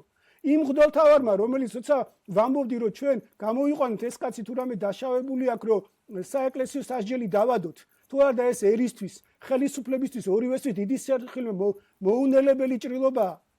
მოუნელებელი ესე თქვათ ეს არის სიმძიმეო მეუნებოდა რომ იმან კონკრეტულმა მღვდელმთავარმა მითხრა უსინდისოდ რომ შენო მეუფეო არიციო აქო ზვიადის დროს ეროვნული ხელისუფლება რომ დაემხო მერე აქ რას გვემუქრებოდნენ ჩვენო და რა განსასწელში იყო საპატრიარქო და საიდან მაპატიეთ, მაგრამ ეს სიტყვა თქვა საიდან გამოძურაო, საიდან გამოვიდაო ეს რომ იცოდეო ამას, ანუ პატრიარქს შესწევს უნარი და საპატრიარქოს რომ ნებისმიერი განსასწელიდან თავი დაიძვრინოს. დღემდე არ არის სად არის აბა თავი დაძვრენილი. დღემდე თურმე მღვდელმთავრები ამბობენ რომ ვერ გაგვიგია რა ხდება და ხელისუფლება ამბობს რომ ვერ გაგვიგია რატო და ჟურნალისტები რატო, იმიტომ რომ მაშინ რატო არ მოითხოვეთ ის რაც რის გამოც მე დავისაჯე, საიდანაც დაიწყო ჩემი საჯარო ხილება რომ შევქმნათ კომისია, რომელიც არის გადაწყვეტილი კომისიის შექმნა. გადაწყვეტილი ასევე დავამატებდი წინასწარ ერთ-ერთ მღვდელმთავარმა მითხრა, როდესაც ეს სამივე ინსტანცია და სინოდი უნდა შეკრებილიყო და იცოდე რომ მე ამას მოვითხოვდი ამ კომისიის შექმნას, მე კი არა თვითონ უნდა მოეთხოვათ, მე გადაწყვეტილების აღსრულება მოვითხოვე, ეს ჩემი ინიციატივა არ იყო, ჩემი ინიციატივა იყო თავიდან კომისიის შექმნა. და შენო როგორ ფიქრობ, ვინ გესახებაო ამ კომისიაში? მე ვთხარი მეუფე მე არასდროს არ მქონია თქვენ იცით პრეტენზია რამე საეკლესიო თანამდებობაზე, მით უმეტეს კომისიაში იცით თავის ტკივილი. ილია ჭავჭავაძეს აქვს დათქვამი, თუ გინდა არაფერი რო არ გაკეთდეს, კომისია უნდა შექმნო, კიდე ცალკე თემა. მაგრამ მეთქი ამ შემთხვევაში მეთქი რა, ხა თუ მე აქ ამ კომისიაში არ ვიქნებ, იმიტომ რომ ციანდის გამო მე ვთხარი, ხა მე იმდენი გამოწვევა მაქვს მიღებული და ისეთ განსასწელში ვარ თქო, რომ მე უნდობლობას გამოუცხადება ამ კომისიას თუ მე არ ვიქნები მეთქი. ნუ ეს აბსოლუტურად მისაღები იყო, რომ ეს კომისია არ უნდა შექმნილიყო, მაგრამ ჩემს მერეც ვერ შექმნეს და არ შექმნეს. ფორმალურადაც კი, ფორმალურად მარტო ის გააკეთეს, რომ პრეზიდენტს ვითომ თხოვეს და იმან ვითომ არ გაუშვა. აი ეს არის და ანუ დღემდე არ გავგვირკვევია და რატო არ გავგვირკვევია, რატო არის პასუხგაუცემელი ეს შეკითხვები, რატო არ აინტერესებს? საბოლოო ჯამში მეუფე ერთი რამ არის აქ მნიშვნელოვანი, თქვენ მზად ხართ იმ შემთხვევაში თუ თქვენ ვერ დაასაბუთებთ თქვენ პოზიციებს, აიღოთ პასუხისმგებლობა. რა თქმა მე წერილობით მიმართული მაქვს. ერთი მღვდელი გამოგზავნეს თქვენ ამის არ გეშინიათ? არა, რა თქმა უნდა, ჯვარი მწერია. რა თქმა უნდა, ერთი მღვდელი ჩემთან ერთი მღვდელი გამოგზავნეს. ნუ მოვიდა თვითონ და გულწრფელად მიხსნიდა რომ ისა და იქ წერილი მე დავწერე რომ სასამართლო მოითხოვეთ სამღვდელოებამ, იმიტომ რომ თქვენი ეპისკოპოსი და თავი დავან თქვენი ეპისკოპოსია, მცხეთა-თბილისის ეპისკოპოსი, ასე მხილებული და ხა ჩემ სამღვდელოებას იგივეს ვეუბნებოდი, როგორ ახლა მე რო რამეში ესე ვთქვათ ღმერთმა დამიფაროს, თქვენ არ მოითხოვთ, ესე ვთქვათ რომ გარკვევა სიმართლისას. და რა შეურაცხყოფელია მეთქი როგორც მღვდლისთვის, როგორც ქრისტიანისთვის და ასე შემდეგ და მოითხოვა და იქვე წერო დაუსაბუთებელ შემთხვევაში მე დავისაჯო იმ სასჯელით, რაც ესე იგი ეკუთვნის ილისწამებას ღმერთმა დამიფაროს. და დაიკარგა ესეც ბუნებრივი მღვდელი ამბობდა რომ მე ამას სამღვდელოებაში გავავრცელებო და არსებობს იმის ასლი. გავავრცელებო ერთ-ერთი თბილისის ცენტრალური ტაძრის წინამძღოლი იყო. და გავავრცელებო სამღვდელოებაში და რა თქმა უნდა მათი ღირსების საკითხი იყო, მაგრამ აი ესე გაგრძელდა და მხოლოდ იმით რომ შემდეგ კვირას რა ქვია ესე ვთქვათ ყვითელი ავტობუსებით თბილისის შემოგარენიდან ხალხი ჩამოიყვანეს და მაშინ როგორც მითხრეს ცნობილია რომ ესე ვთქვათ სტუდენტებიც კი სტუდქალაქებიდან მათ შორის ინდუსები ესე ვთქვათ მოიყვანეს ხალხის სიმრავლის გამო და გარეთ ესე იგი აყვირეს მიყვარხარ პატრიარქო იყვირეს და თვითონ ამით გადაიფარა ის სინოდის ვერ გადაიფარა კიდე კაი 1-2 კვირა იყო ესე ვთქვათ ეს ნომერ პირველი ნიუსი მაგრამ მე პოლიტიკური თემით გადაიფარა მაგრამ ყოველ შემთხვევაში ესე იყო ესე მოხდა ეს გავიარეთ ყველამ და რა თქმა უნდა მზათა ვარ ბუნებრივია მაგრამ ამის შემდეგ მოხდა რა საჯაროდ ხილება ერთი ადამიანი რომელიც პირადად დაზარალებული არის თქვენ ხართ თუ არა საქმის კურსში ტელევიზიით ეთერ ჩვენ მქონდა აქ YouTube არხი და ესე იგი იქ თქვა რომ ის პირადად არის თქვათ მსხვერპლი პატრიარქისგან დაუშვათ ამ ტოლვისა და შემდეგ სინოდს მიმართა ეს რა თქმა უნდა არ განხილულა სინოდის ყველა წევრს უშუალოდ ელექტრონულ პოსტაზე და პოსტით გაეგზავნა წერილები ერთმა მღვდელთავარმა უთხრა რომ გამოაგზავნე ოფიციალურად მიმართე და მე ამ საკითხს დავსვამ როცა ის ეუბნებოდა რომ მე ესე ვთქვათ ემიგრაციაში წავედი იძულებით გავხდი რომ ჩემს სიცოცხლის საფრთხე ემუქრებოდა და დედაჩემს დღემდე აშანტაჟებენ და ასე შემდეგ და ადამიანი რომელიც პირადად იყო ერთი რომელიც საჯაროდ ამას ყვებოდა და ადამიანები რომლებიც იყვნენ პირადად მზად ამისთვის და მათ შორის ახლა აღარ გავაგრძელებ როცა საუბარია დაუშვათ რაღაც გამბედაობაზე და თურმე ზოგიერთი ტელეწამყვანი პაშინიანის თქვათ მოქმედებას თქვათ იწონებს და ამ დროს ესე ვთქვათ კრიტიკულად უყურებდა საქართველოსი კათოლიკოსის ხილებას კაცი როცა ამბობს იქ რომ ესე ვთქვათ ეს არის სახელმწიფო უსაფრთხოების საკითხი და კათოლიკოს არ უნდა კონდეს პირადი ცხოვრება შეუძლებელია კონდეს კათოლიკოს პირადი ცხოვრება კი ბატონო შეიძლება კონდეს ჟურნალისტ მეცნიერს პოლიტიკოს თუნდაც იხა პოლიტიკა კიდე მსჯელობის საგანია და რა როგორ ეს რაღაცა უცხო ქვეყანამ არ გამოიყენოს სათავისოდ იმიტომ რომ საქართველოა ხა ეს ევროპაში და ცივი ქვეყანა მათ ამით ვერ დააკომპრომატებ ესე ვთქვათ მაგრამ ჩვენ საბჭოთა ქვეყანა ვართ და ძალიან მტკივნეულია ეს თემა და რაღაც როგორც ერთი მეუნებოდა რაღაც ამერიკაში კურსები გაიარა ერთ-ერთი ახლობელი სპეცსამსახურის ხრივ და ესე იგიო ნომერ პირველ ქვეყანა ვართ სოფლიოში სადაც ამ ცოდვით ადამიანის გადმობირების უცხო ქვეყნის სპეცსამსახურებს 100%-იანი გადმობირების გარანტია აქვთ. მივხვდით ხო? საქართველოს არ არის გასაკვირველი მე ჩვენს მერე მოდის თუნდაც ჩეჩნეთი და კიდე რამდენიმე კავკასიური ქვეყნები და ამ შემდეგ ბუნებრივია. ამიტომ ეს სახელმწიფო უსაფრთხოების საკითხია. თორე მეცნიერს სხვას ვიღაც ხა რა თქმა უნდა ეს ცალკე თემაა კიდე ცალკე თემაა და ხა აგერა 17 მაისი მოდის და მე არ ვიყავი მაგათ სიაში ვინც 17 მაისს ტაბურეტით დაძდებდა ან რაღაც მონაწილეობას ღებულობდა იმ დარბევაში სამარცხვინო რომელიც აბსოლუტურად არაცივილიზებული მეთოდით მოხდა რომელსაც თვითონ შემდეგ პატრიარქი გახდა იძულებული რომ უზდელობა შეეფასებინა და უზდელობა ეწოდებინა და მე ფორმალურად ამ სასულიერო პირების რაღაც სასამართლოც კი გაიმართა და ნუ ასე შემდეგ რა მოკლედ ცალკე თემა ასე რომ ბუნებრივია მე გზად ვიყავი და ვარ არაფერი შეცვლა მიუხედავად იმისა რომ ეს ხანდაზმულობა არ აქვს ამ საკითხს მაგრამ თვითონ განხილვაც კი არ უნდა შემოსვლაც არ უნდა აღარ ვიტყვი პრივატულად აც განსვენებულმა მღვდელთავარმა და თვითონ რომელიც მიმტკიცებდა რომ მიუხედავად ამისა რომ პატრიარქი მაინც სასწაულთ მოქმედია და რაღაცა ზღაპარი მომიყვა და რისი პასუხიც გავეცი უბრალოდ საჯარო დამდგა და არ ითქმის და პირადად რო შეგხვდებით და აუცილებლად გეტყვით თუ დაგაინტერესებთ და თუ შემახსენებთ ესე იგი მე ეს ადამიანი თვითონ წავიდა ორ თვეში როცა ამბობდა რომ პატრიარქმა სასწაული მოახდინა და ჩემი მიუხედავად ყველაფრისა სასწაული მოახდინაო ესე ვთქვათ და ჩემიო პრარაბიო დალოცა და განიკურნა კოვიდით მომაკვდავი იყო აპარატზე შეერთებულიო და სასწაული მოახდინაო და ორ თვეში და მე გავეცი პასუხი იმას გულისხმობ რომ არ ითქმის თქო და ესე იგი ორ თვეში თვითონ ღმერთმა შეუნდოს მოიხსენიოს და აპატიოს და თვითონ ორ თვეში კოვიდით გარდაიცვალა და შემდეგ რამდენიმე თვეში როცა და ვერ დაალოცინეს და ესე იგი წარმომადგენელი ასევე გარემოცვიდან გამომიგზავნა მან უფროსმა და იმას ვეხუმრე რომ კი მაგრამ რა გახდა მეთქი ამ მეუფესთვის ერთი დალოცვა თქო პატრიარქის ესე მიმტკიცებდა რომ პატრიარქმა სასწაულად განკურნა ადამიანი დალოცა და მკვდარი კაცი გააცოცხლა თქო და რა გახდა მეუფე რაც დედაჩემი მაგან ლოცაო და დედაც გარდამეცვალა კოვიდითო. მაგის კულტის ნაწილია ეს. ხო რა, ამის ნაწილია და ასე შემდეგ რომ ძალიან საფრთხილოა და მე ისე რაღაც აი ურჩევდი მსმენელებს, მსმენელის სულის მქონეთ რომ ეს ყუზიას ბიბლიური ისტორია ძალიან გულთან მიიტანონ და ძალიან საინტერესოა.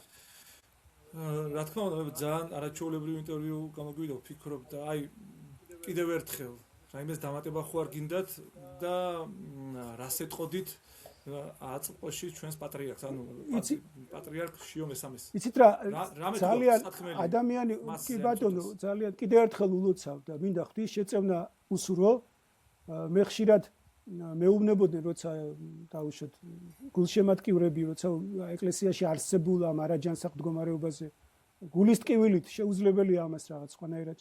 გულის ტკივილით გვისაუბრია, ცრემლამდე მივსულ ვართ და ასე შემდეგ, რომ რა, გამოსავალი რა არის რა, მარტო განა მე ვამბობდი, რომ თუ პატიოსანი ადამიანი მოვა და სუფთა დაუშვათ ასეთი დაუშვათ ზღვარგადასული ცოდვისაგან და ჯვარისწერია და ასე შემდეგ და გარემოცვას პატიოსანი ადამიანებისას შემოიკრებს, აი წმინდა ნიკოლოზის შემთხვევაში გვაქვს ესეთი, რომ პატიოსანის სამღვდელოება დაიყენა გვერდით და მან ესე ვთქვათ ვიროლუკის ასევე რაღაც ძიმე მემკვიდრეობა იყო და ფეხზე და სასწაულებრივად ვთქვათ სულიერად გააწყინა ის ეპარქია და მისი ვთქვათ მოღვაწეობა გარდა იმისა, რომ თვითონ აი ცხოვრებაშივე იყო სასწაულთმოქმედი, ესე ვთქვათ მწვერვალს სამაგალითო გახადა. მე ვიტყოდი, რომ ძალიან მძიმე მემკვიდრეობა ხა თავს ნუ მოვიტყუებთ ხა ერთი მღვდელთავარი უსირცხვილოდ ამბობდა, რომ ერთსულოვანი ვარ და ძალიან კარგი ჯგუფი დაგვტოვაო და მეორე ჯგუფი ესე იგი სიტყვას რაღაც უაზრობა იყო და შეუფერებელი, ნუ დაახლოებით ავაზაკთა ჯგუფი არისო იქო, რომელიც გადაწყვეტილებებს ღე ვინ შექმნა ეს ავაზაკთა ჯგუფი და საოცარი ბრალდებები წააყენა დაუშვათ. როცა იგივე საუბარია და იგივე ეს მასმედიას და რაღაც იგივე პოლიტიკურ დაჯგუფებებსაც ეხება, როცა აქცენტი კეთდებოდა, რომ თურმე რაღაცა კათოლიკოს პატრიარქ შიოზე კეთდებოდა აქცენტი, რომ თურმე რუსეთი და ეგზარხოსი და თურმე მისი დამარცხები, თურმე რუსეთი მარცხდებოდა, ეს არასწორი იყო. ესეც უცხოელი სპეცსამსახური ფიქრობა, ნებსითან უნუბლიეთ უგუნურობა. ეს ვინ მოიყვანა? თუ ესე იყო. ვინ არის ამ ყველაფერზე პასუხისგებელი? აც განსვენებული ადამიანია. თორე თქვა ადამიანმა, რომ მე მორჩილები და ღვთის ასოებით ვღებულობ ამ ჯვარს და ამ გამოწვევასო, ხო? და ანუ ისე უნდა და წარმოეჩინათ, რომ თითქოს აი ეს კაცი უნდა დამარცხდეს, რადგან ესე იგი ეს არის თურმე რუსეთი, რაც შეცდომა იყო. რაც ეს მათი რაღაც მიმაჩნია ზოგისთვის რაღაც პოლიტიკური სტრატეგიის ნაწილი იყო და ნახევარი სიმართლე არის ბოროტება, ტყულზე უფრო მეტი, სიცრუეზე უფრო მეტი ბოროტება. ამიტომ მოვიყვანე ესე ვთქვათ პრემიერ პაშინიანის მაგალითი, რომელმაც დაიწყო კათოლიკოსით. თორე განა მღვდელთავრებში და სამღვდელოებაში არ ყავს მას ასევე ზნედაცემულები? მაგრამ თქვა, რომ ის არის ის. როცა მე ერთი მღვდელთავარი დაუშვათ მეუნებოდა, რომ იქნებ აქცენტი ვფიქრობ, რომ საპატრიარქოს პოზიცია იყო, რომ იქნებ აქცენტი გავაკეთოთ სხვაზე დაბალ იერარქებზე უფრო. პატრიარქს თავი დავანებოთ და რაღაც საჩვენებლად შეიძლება როგორც 83 წელს მოხდა, რომ რამდენიმე ეპისკოპოსი დაისაჯა, დაუშვათ მე ვთხარი, თუ ვინმე არის მეუფე, თუ ვინმე არის ეკლესიაში ან ამ ნიშნით არის ნაკურთხი, როგორც თქვის 77-ში ორი პირველი მღვდელთავარი, ორივე ამ ნიშნით გამორჩეული. ან მის მიერ არის გახრწნილი პირადად. ეს არის უბედურება. ამიტომ რა თქმა უნდა პასუხისგებლობა ბოლომდე მხოლოდ პირველ პირს ეკუთვნოდა და არასწორი იყო აქცენტი. დანარჩენი ვიტყვი, რომ ეს არის უმძიმესი მემკვიდრეობა, ხა ჩვენ თუ სულიერად უყურებთ ამას ყველაფერს ეს გარეგნული ვითარცა ყვავილი ველისა ისე განკარდებისო ეს იმის ავტო პარკინგსა და იქ არსებულ რაღაც ისტორიულ ნივთებს დაუშვათ ხო არ ჩავთვლით და ღირებულ ნივთებს ხო არ ჩავთვლით, ესე იგი რაღაცა მემკვიდრეობად ისიც ცალკე თემაა. საერთოდ მე თუ მკითხავთ, თუ გარედან მოწვეული არა, შიდა აუდიტი მინიმუმ უნდა ჩატარდეს საპატრიარქოში. გონიერი კაცი ამას იზამდა და იქ რაღაც როგორც მაგალითად ჩემთან რო ჩამოვიდნენ, უცებ რაღაც დაჯგუფება და ჩამოიყვანეს იქ ეპისკოპოსი, რომელიც მოვალეობის შემსრულებელი უნდა ყოფილიყო და მე ვთხარი, როგორ რას მეუბნებით მეთქი, რომ ყველაფერი წავიდე და აქ ამდენი ესე იგი ეკლესიის ქონება, ამდენი დაუშვათ რაც გაკეთებულა, ეს ჩემი ხო არ არის, არაფერი ჩემი არა, მაგ პირადი. ავტომობილიც კი არ მყავდა რაღაცა მე ხარი ციგნებს წავიღებ აქედან და პირად შესამოსელს მარტო ბასილი დიდის არ იყოს და ესე იგი რას ფიქრობთ მეთქი რომ ეს ყველაფერი ისე დავდო მე კიდე შეიძლება აქით დამაბრალონ და აქით რაღაცები ესე ვთქვათ მომიგონონ მეთქი და შეიქმნას კომისია მეთქი და გადავაბარებ მეთქი ამას ყველაფერს ცივილურად მე გასაქცევი რა მჭირს თქო ეპარქიიდან მაგდეთ კი ბატონო მაგრამ ეს ჩაიბარეთ ყველაფერი და პასუხი აგეთ თქო და მე რეიძულებული გავხადე რომ კომისია შექმნილიყო და ზოგს იქ როგორც ვიცი იმ მათგან წარმომადგენლებს ხონოდათ კიდეც იქ სამღვდელოებას ისეთი უხერხული სიტუაციები შეიქმნა როგორც მითხრეს და ძლივს ესე იგი მოხდა რომ ოფიციალური სახე ცივილური სახე მიმეცა ამ ყველაფრისთვის რომ გადაებარებინათ ეს ყველაფერი თუმცა მე რომ ეს ავაზაკი გააგზავნეს და ერთ მაგალითად იყო საუბარი რაღაც ძალიან მნიშვნელოვან საეკლესიო ქონებაზე თქვა რომ მე რო ჩამოვედი არ დამხან იმად გადავაბარე კი იყო იქ რაღაც პრობლემური და მოსაგვარებელი მაგრამ როგორიც იყო იმ მდგომარეობაში გადავაბარე და როცა უკვე შემდეგი გამოგზავნეს უკვე თვალსა და ხელშვა როგორც იტყვიან ძალიან მნიშვნელოვანი საეკლესიო ქონება დაიკარგა და განიავდა და ასე ვინც ის რამდენი ესე ხდება ამიტომ ძალიან მნიშვნელოვანია რომ აუდიტი ჩატარდეს და ამ კუთხითაც იყოს ეს პასუხისგებლობა ის ესე ვთქვათ პასუხისგებლიანობის წარმოჩენა იქნება და დანარჩენი ძალიან ძიმე ესე ვთქვათ მემკვიდრეობა აქვს და რა ვიცი ადამიანი რაცი ღვთის უშიშარი და გაბოროტებული უნდა იყოს ღმერთმა დაიფაროს რომ არ თანაუგზნობდე არ გებრალებოდეს და არ თხოვდე ღმერთს რომ ძალა მიეცეს მას უნდა გძულდეს მაშინ ვთქვათ ღმერთმა დაიფაროს ერი და ეკლესია როცა მტერს როცა მეკითხებოდნენ იგივე რაღაცა დაპირისპირება შესაძლო დაპირისპირება რაღაც ძალიან ბევრს ვეუნებოდი ღმერთმა უქნას მეთქი რომ რაღაც თუ არა მშვიდ თუ ვინმე იყო გულშემატკივარი რომ რაღაცა შვიდ გარემოში ესე ვთქვათ ჯანსაღია ყოფილიყო არჩევნები და შვიდ გარემოში ჩატარებულიყო და უმტკივნეულოდ ესე ვთქვათ ერთ-ერთი მე ვიყავი გულშემატკივარი და მომყავდა მაგალითად ოდესაც ანუ რა უნდა მტერს მე ამით უნდა შეაფასო რომ მტერს რა უნდა და ძალიან კარგად ვიცით ვინ არის მტერი ხო და როდესაც მე მაგალითი მომყავდა როდესაც დაამხეს პუჩისტებმა ვთქვათ ეროვნული მოძრაობა და ეროვნული ხელისუფლება და შემდეგ ესე იგი ცალკე თემა რა თქმა უნდა მაგრამ ჩამოვიდა სამეგრელოში და დასავლეთ საქართველოს ფაქტურად მათ კონტროლ ქვეშ იყო მათი ფორმირებების კონტროლ ქვეშ და ცნობილია რომ ესე ვთქვათ ედუარდ შევარდნაძემ ელცინს მიმართა თხოვნით რომ დახმარებოდა აი თქვენ ფოთელი ხარ და კარგად იცით ბალტინის არმია მერე ფოთში შემოვიდა შეიძლება მაშინ პატარა იყავით მაგრამ მშობლებიდან მაინც გეცოდინებათ და ხო და ესე იგი რა მოხდა რომ ელცინმა უპასუხა რომ პუსტ ბუდიტო დასავლეთ საქართველოში იყოსო გამსახურდია და შენ იყანუ მტერს მიუხედავად იმისა რომ როგორ ვერ იტანდნენ ესე ვთქვათ ამ ადამიანს ამ პერსონას ამ ეროვნულ ლიდერს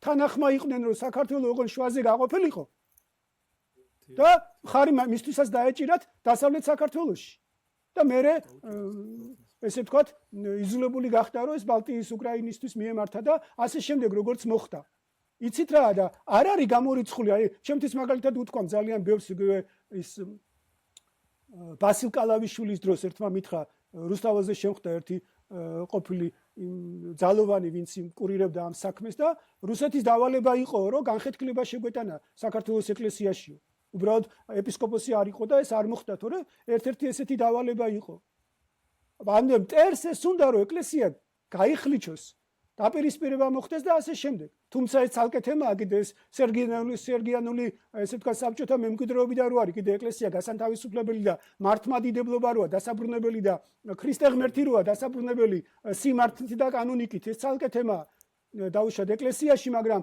ის რომ მტერს უნდა ეს და მე არ გამოვრიცხავდი რომ დაუშვათ ვიღაცის ინტერესებში შეიძლება არეულობა ყოფილიყო ამის ძალიან მეშინოდა სიმართლე გითხრათ ამიტომ ღმერთმა დამიფაროს რომ არ იყო გულშემატკივარი დაუშვათ რაღაცნაირად და შანსი არ დავტოვოთ რომ რაღაც მოხდეს სასწაული ახლა ჩვენ არ ვიცით ყოველ როგორც ამბობენ ყოველ ადამიანში სამი პიროვნება ერთი ესე იგი ამ ადამიანს რა წარმოდგენა აქვს თავის თავზე მეორე პიროვნება რა წარმოდგენა აქვს სხვებს ანუ როგორ მან მოახერხა და მესამე ვინ არის სინამდვილეში და იცით რა სინამდვილეში ვინ არის რა თქმა უნდა ღმერთმა იცის და მისმა მფარველმა ანგელოზმა მაგრამ მძიმე ჯვრის ტარების დროს აი საპატრიარქო ჯვარი არის მძიმე ჯვარი და იმაზე მაგალითად ერთ რწმუნებულს აქვს ნათქვამი როგორც ვიცი რამსახიობი დაუკარგავს ქართულ თეატრსო იმ წინამორბედზე აქვს ნათქვამი ანუ შეაფასა იმ კაცმა კარგად. რწმუნებულს სახელმწიფო აპარატიდან და ვინ არის სინამდვილეში მძიმე ჯვრის ტარების დროს გამოჩნდება მღვდელმთავრობაში ეს უფრო ნაკლებად. რა თქმა უნდა, შეიძლება მეტნაკლებად, მაგრამ დაფარული ძალიან ბევრია და ეს იმდენად ძიმე ჯვარია, რომ ჩვენ ეხლა უფრო დავინახეთ. მით უმეტეს ეხლა თუ მან მოახერხა და მისი მეხამრიდის თვითონ უწოდებდა მეხამრიდის სახით ეს ქალბატონი ყავდა, ამას ამ შემთხვევაში ეს არ გამოვა. ისეთ მეხამრიდს ვერ იპოვით, ან ეს იყო საბჭოთა აბსოლუტურად ჩაკეტილი პერიოდი, რომ აბსოლუტურად არასაინტერესო ყველაზე ჩაკეტილი ორგანიზაცია. ეხლაც კი შედარებით, მაგრამ იმდენად ჩაკეტილი ვერ იქნება. მაინც ხო იცით რაღაცნაირად 21 საუკუნეა ციფრული ეპოქის ის არის და ამიტომ ესე ვთქვათ ესე ადვილად, თორე მე ბევრი რაღაცა ტელევიზიაში რო დავიწყე მუშაობა, მაშინ გავიგე, ბევრი ინტერნეტი რო შემოვიდა, ბევრი ინფორმაციები იგივე ეროვნული მოძრაობის და მერე საპატრიარქო იგივე შიო ავალიშვილის წერილი, მაგალითად 2017-ში თუ 18-ში გავიგე პირველად, წარმოგიდგენი, არ ვიცოდი თუ ეგეთი პიროვნება საერთოდ არსებობდა. რამდენი წელი მღვდელმთავარი ვიყავი და არ ვიცოდი. მე გავიგე და ასე შემდეგ, ასე რომ ესე ადვილად ძალიან მძიმე მემკვიდრეობა აქვს. თავს ნუ მოვიტყუებთ, რომ ესე იგი რაღაც თქვათ მას ყველაფერი იქ კარგად არის დანარჩენი ახლა იქ პიროვნული და შეეციოს უფალი. შეაძლებინოს ღმერთმა, რომ ესე ვთქვათ, კიდევ ერთხელ ვამბობ, დანარჩენი ერთ-ერთი პირველი მე ვიყავი, როდესაც 17 წლის გიორგობას თქვი, რომ უშურველობა გენიოსების თვისებაა თქო და რამდენი გენიოსი ყავს სინოდში ახლა გამოჩნდება, იმიტომ რომ მე ვამბობდი, რომ ოღონდ ხალი არ იყოს, ოღონდ უწმინდურობა არ იყოს და ვინც გინდა იყოს. თვითონ ერთ-ერთი პირველი ახლა რა ვიცი, რამდენად იმედია მახსოვრობით ემახსოვრებ და ერთი მღვდელმთავარი ისე წამომიხდა ესო რას ამბობ რის მოსაყდრეო. ერთ-ერთი პირველმა 2017 წელს მე ვთქვი, რომ აი ეს ციანიდი ყველაფერი ამის გამო დაიწყო, ანუ რა ხდებოდა იქ, რომ ეს დავასრულებ, ბარემ დაცვის უფროსი პატრიარქის, რომელიც ასევე მისი ნათესავი იყო და ოჯახის წევრი, ამბობდა, რომ პატრიარქი რო გარდაიცვალა, ხიად ამბობდა, არ მალავდა ეს შტერი ამას ამ სიტყვას ვიტყვი, რომ პატრიარქი რო გარდაიცვლებაო, როცა ამბობენ, რომ ვერ გაგვიგია, აი ხა ვეუნები, ვინცაც ვერ გაუგია ჯერ კიდე რომ გარდაიცვლებაო, პირველი რასაც გავაკეთებო, შორენას გავაგდებ საპატრიარქოდან, კარებს ჩაუკეტავ და ეზოში აღარ შემოუშვებო. ანუ ძალაუფლებას იღებდა თვითონ, არც ანდერძი არსებობდა, არც მოსახდე, არც არაფერი. და როცა წაიყვანეს გერმანიაში და ოპერაცია გახდა აუცილებელი, იცოდნენ ეს ესე იგი ნაღლის მუშტი იყო და თვითონაც დამირეკა დიმიტრიმ და რაც მითხრა, რომ 70% ნარკოს ვერ გადაიტანსო, არ ვიცი ხა რამდენად გულწრფელი იყო ცალკეთება, მაგრამ მეტნაკლებობა ხო 80 წლის კაცისთვის არსებობდა, რა თქმა უნდა, ანესთეზიის შემთხვევაში გართულებების საშიშროება, ხო? 30%-ო, ესე იგი თუ ოპერაცია არ გაუკეთდა, მაინც გარდაიცვლება, ანთება განვითარდებაო. ანუ უკვე საშიშროების წინაშე დადგნენ და რაღაც ოპერატიულად ჩანაფიქრი ჰქონდათ, მაგრამ ძალიან ოპერატიულად დაჭირდათ უკვე რომ რაღაც დაეზღვიათ თავი, რომ ოხანაშვილს არ და როგორც დაცვის უფროს, რომელსაც მას შეეძლო მდივან რეფერენტი, რა პრობლემაა, მოსაყდრე ხო არ იყო, ესე ვთქვათ, რომ გაეგდო საპატრიარქოდან და არც კიდევ ერთხელ არც გაცხადებული ანდერძი, არც არაფერი. ამიტომ ასევე მე ვფიქრობ, რომ ეს იცოდა არა მარტო აქ რუსულმა სპეცსამსახურებმაც და მათ თავი გადაიზღვეს, იმიტომ პირველი ვინც იყო ჩამოსაშორებელი ამ შემთხვევაში იყო დაცვის უფროსი. და დაცვის უფროსის ჩამოშორება ცადეს ამ ხერხით, რომ დაიჭირეს მისი თან დაახლოებული პირი მღვდელი, რომელიც მიდიოდა, წინასწარ ეს პროვოკაცია იყო მოწყობილი და ისიც დაიბარეს პროკურატურაში, რომ მას დარეკილი ჰქონდა აეროპორტში, რომ მამაო გამოუშვით, ღვინო მოაქვსო და იქ ღვინის შეზღუდული რაოდენობაზე მეტი მიქონდა წითელი ღვინო თითქოს იქ საჩუქრად დასარიგებლად. ეს იყო ძალიან მარტივად შეეძლოთ მისი დაპატიმრებაც და ფაქტია, რომ მას მოუწია, თქვათ, გაქცევა დღემდე, ესე იგი და ერთხელ გამოჩნდა და ისიც ბევრი ვერაფერი ველაპარაკა ეთერში, გადააყენეს ეგრევე და დღემდე განრიდებულია სიტუაციას და მის ესე ვთქვათ სიმამს ასევე რა განცხადების გაკეთებაც მოუწია. ახლა რა თქმა უნდა ის რომ ძალა მე მისთვის არაზე მიკითხავს, ჩემთვის პირადად აქვს ნათქვამი, რომ მე პირველი რასაც გავაკეთებ და სხვაგანაც როგორც მითხრეს, ამას ხმამაღლა ამბობდა, რომ პირველი რასაც გავაკეთებ, ესე იგი გავაგდებ შორენას საპატრიარქოდან. და ძალიან მარტივი იყო ჩათვალე, რომ ძალაუფლება მის ხელში რჩებოდა. ანუ ამ ოჯახის ხელში რჩებოდა. მისი სიძეც იყო. ბუნებრივია ეს იყო ყველა და პიროვნულად ის იყო ყველას დიდი საფრთხე. და ეს იყო, მე ვფიქრობ, თავარი დანარჩენი არის იქ, ესე იგი ძალიან პიროვნულად რატო მამაომ დაწერა კიდე ძალიან საინტერესო სტატუსი და სრულიად ვეთანხმები პიროვნულად, რატო ის იქნა და რატო როგორ იყო, ეს ცალკე თემაა და ცალკე, მაგრამ თავარი ამ საქმის და ამ სპეცოპერაციის ეს იყო და მე ვითხოვდი სიმართლის გარკვევას, მე ვამბობდი უხერხულია ეს ხელისუფლებისთვისაც, ეკლესიისთვისაც, გამოიყვანეთ ეს კაცი ციხე, საერთოდ აუკრძალეს სასულიერო პირებს, წარმოგიდგენია? ღვთლის დამნაშავეც რო ყოფილიყო. მკვლელებთან შედიოდნენ და სიკვდილ მისჯილებთან და რა ვიცი და მღვდელთავარი რომელიც ყველაზე დღეს ერთხელ ნათქვამი მაქვს ეთერში, მაგრამ გამეორება ცოდნის დედაა და იცოდეს იმ ნამუსგარე ცხილმა. ბევრს რო ლაპარაკობს ეხა ტელევიზიით, ესე იგი და მასხარად არის ქცეული, რომ შობის დღესასწაულზე შევიდა მატროსოვის წოდებულ ისე საპყრობილეში. პატიმრები, რომლებიც ესე იგი რაღაცა დარღვევებისთვის ყველა მოინახულა, პატრიარქის საჩუქრები გადასცა, შობა მიულოცა და მამაოს კამერას გვერდი ჩაუარა. ანუ სულიერად აი როგორი ზეწოლა იყო ეს, როგორი ტერორი იყო სულიერი. ღვთლისთვის წარმოგიდგენია? თუნდაც ამ ადმინისტრაციის და ესე მორალურად. აი ტერორისტია ადამიანი სულიერად. ეს ემსახურებოდა ადამიანის სტრესს, გამოფიტვას, სულიერ გამოფიტვას. და დღეს კიდე გამოდის და უსირცხულოდ ესე იგი ლაპარაკობს ბევრს, ასე რომ ჩვენ მეხსიერებას ვერ წაგვართმევენ.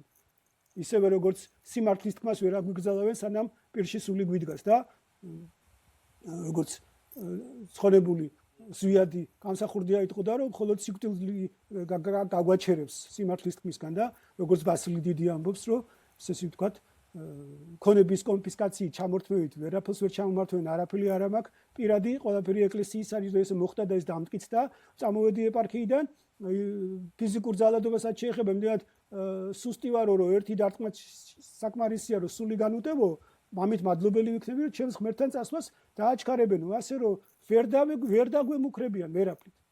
ეს არის ერისბედი არის, ერისბედია დამოკიდებული, ეხლა საქართველოს კიდე გეუბნებით ცა გაიხსნა, რომ საქართველოს მიეცა შესაძლებლობა ყუზიას, ესე ვთქვათ, ეპოქას და ისაია წინასწარმეტყველის ეპოქას თუ გავიხსენებთ, მიეცა შესაძლებლობა, რომ ღმერთი შეგვირიგდეს და ჯანსაღი პროცესები მით უმეტეს ახლა გეოპოლიტიკურად რა ის მეგობრები საყოდებენ ხოლმე რომ პოლიტიკა არ ვახსენებთ, რომ ვერ გავექცევით, რომ იქაც რაღაცა გადატეხილია უკვე დაუშვათ ამ ყაენის ცოდვის მატარებელი რაშისტული რუსეთის პოზიციები და იგივე ახლა პეკინში შეხვედრა ამის დასტურია და იქ როგორ წავა საქმეები არავინ არ იცის და შეიძლება ისეთი ჯანსაღი პროცესი გამითარდეს იქაც რომ ჩვენზეც ბუნებრივია მეტნაკლებად აისახოს, ასე რომ ეს საშიშროება ამ კუთხით კიდე გეუბნები, რომ რაც არ უნდა დაბრალდეს ჯვარისწერია, წარმოიდგინეთ რუსებმა, როცა გაგვიუქმეს ჩვენ ავტოკეფალია და საპატრიარქო ტახტი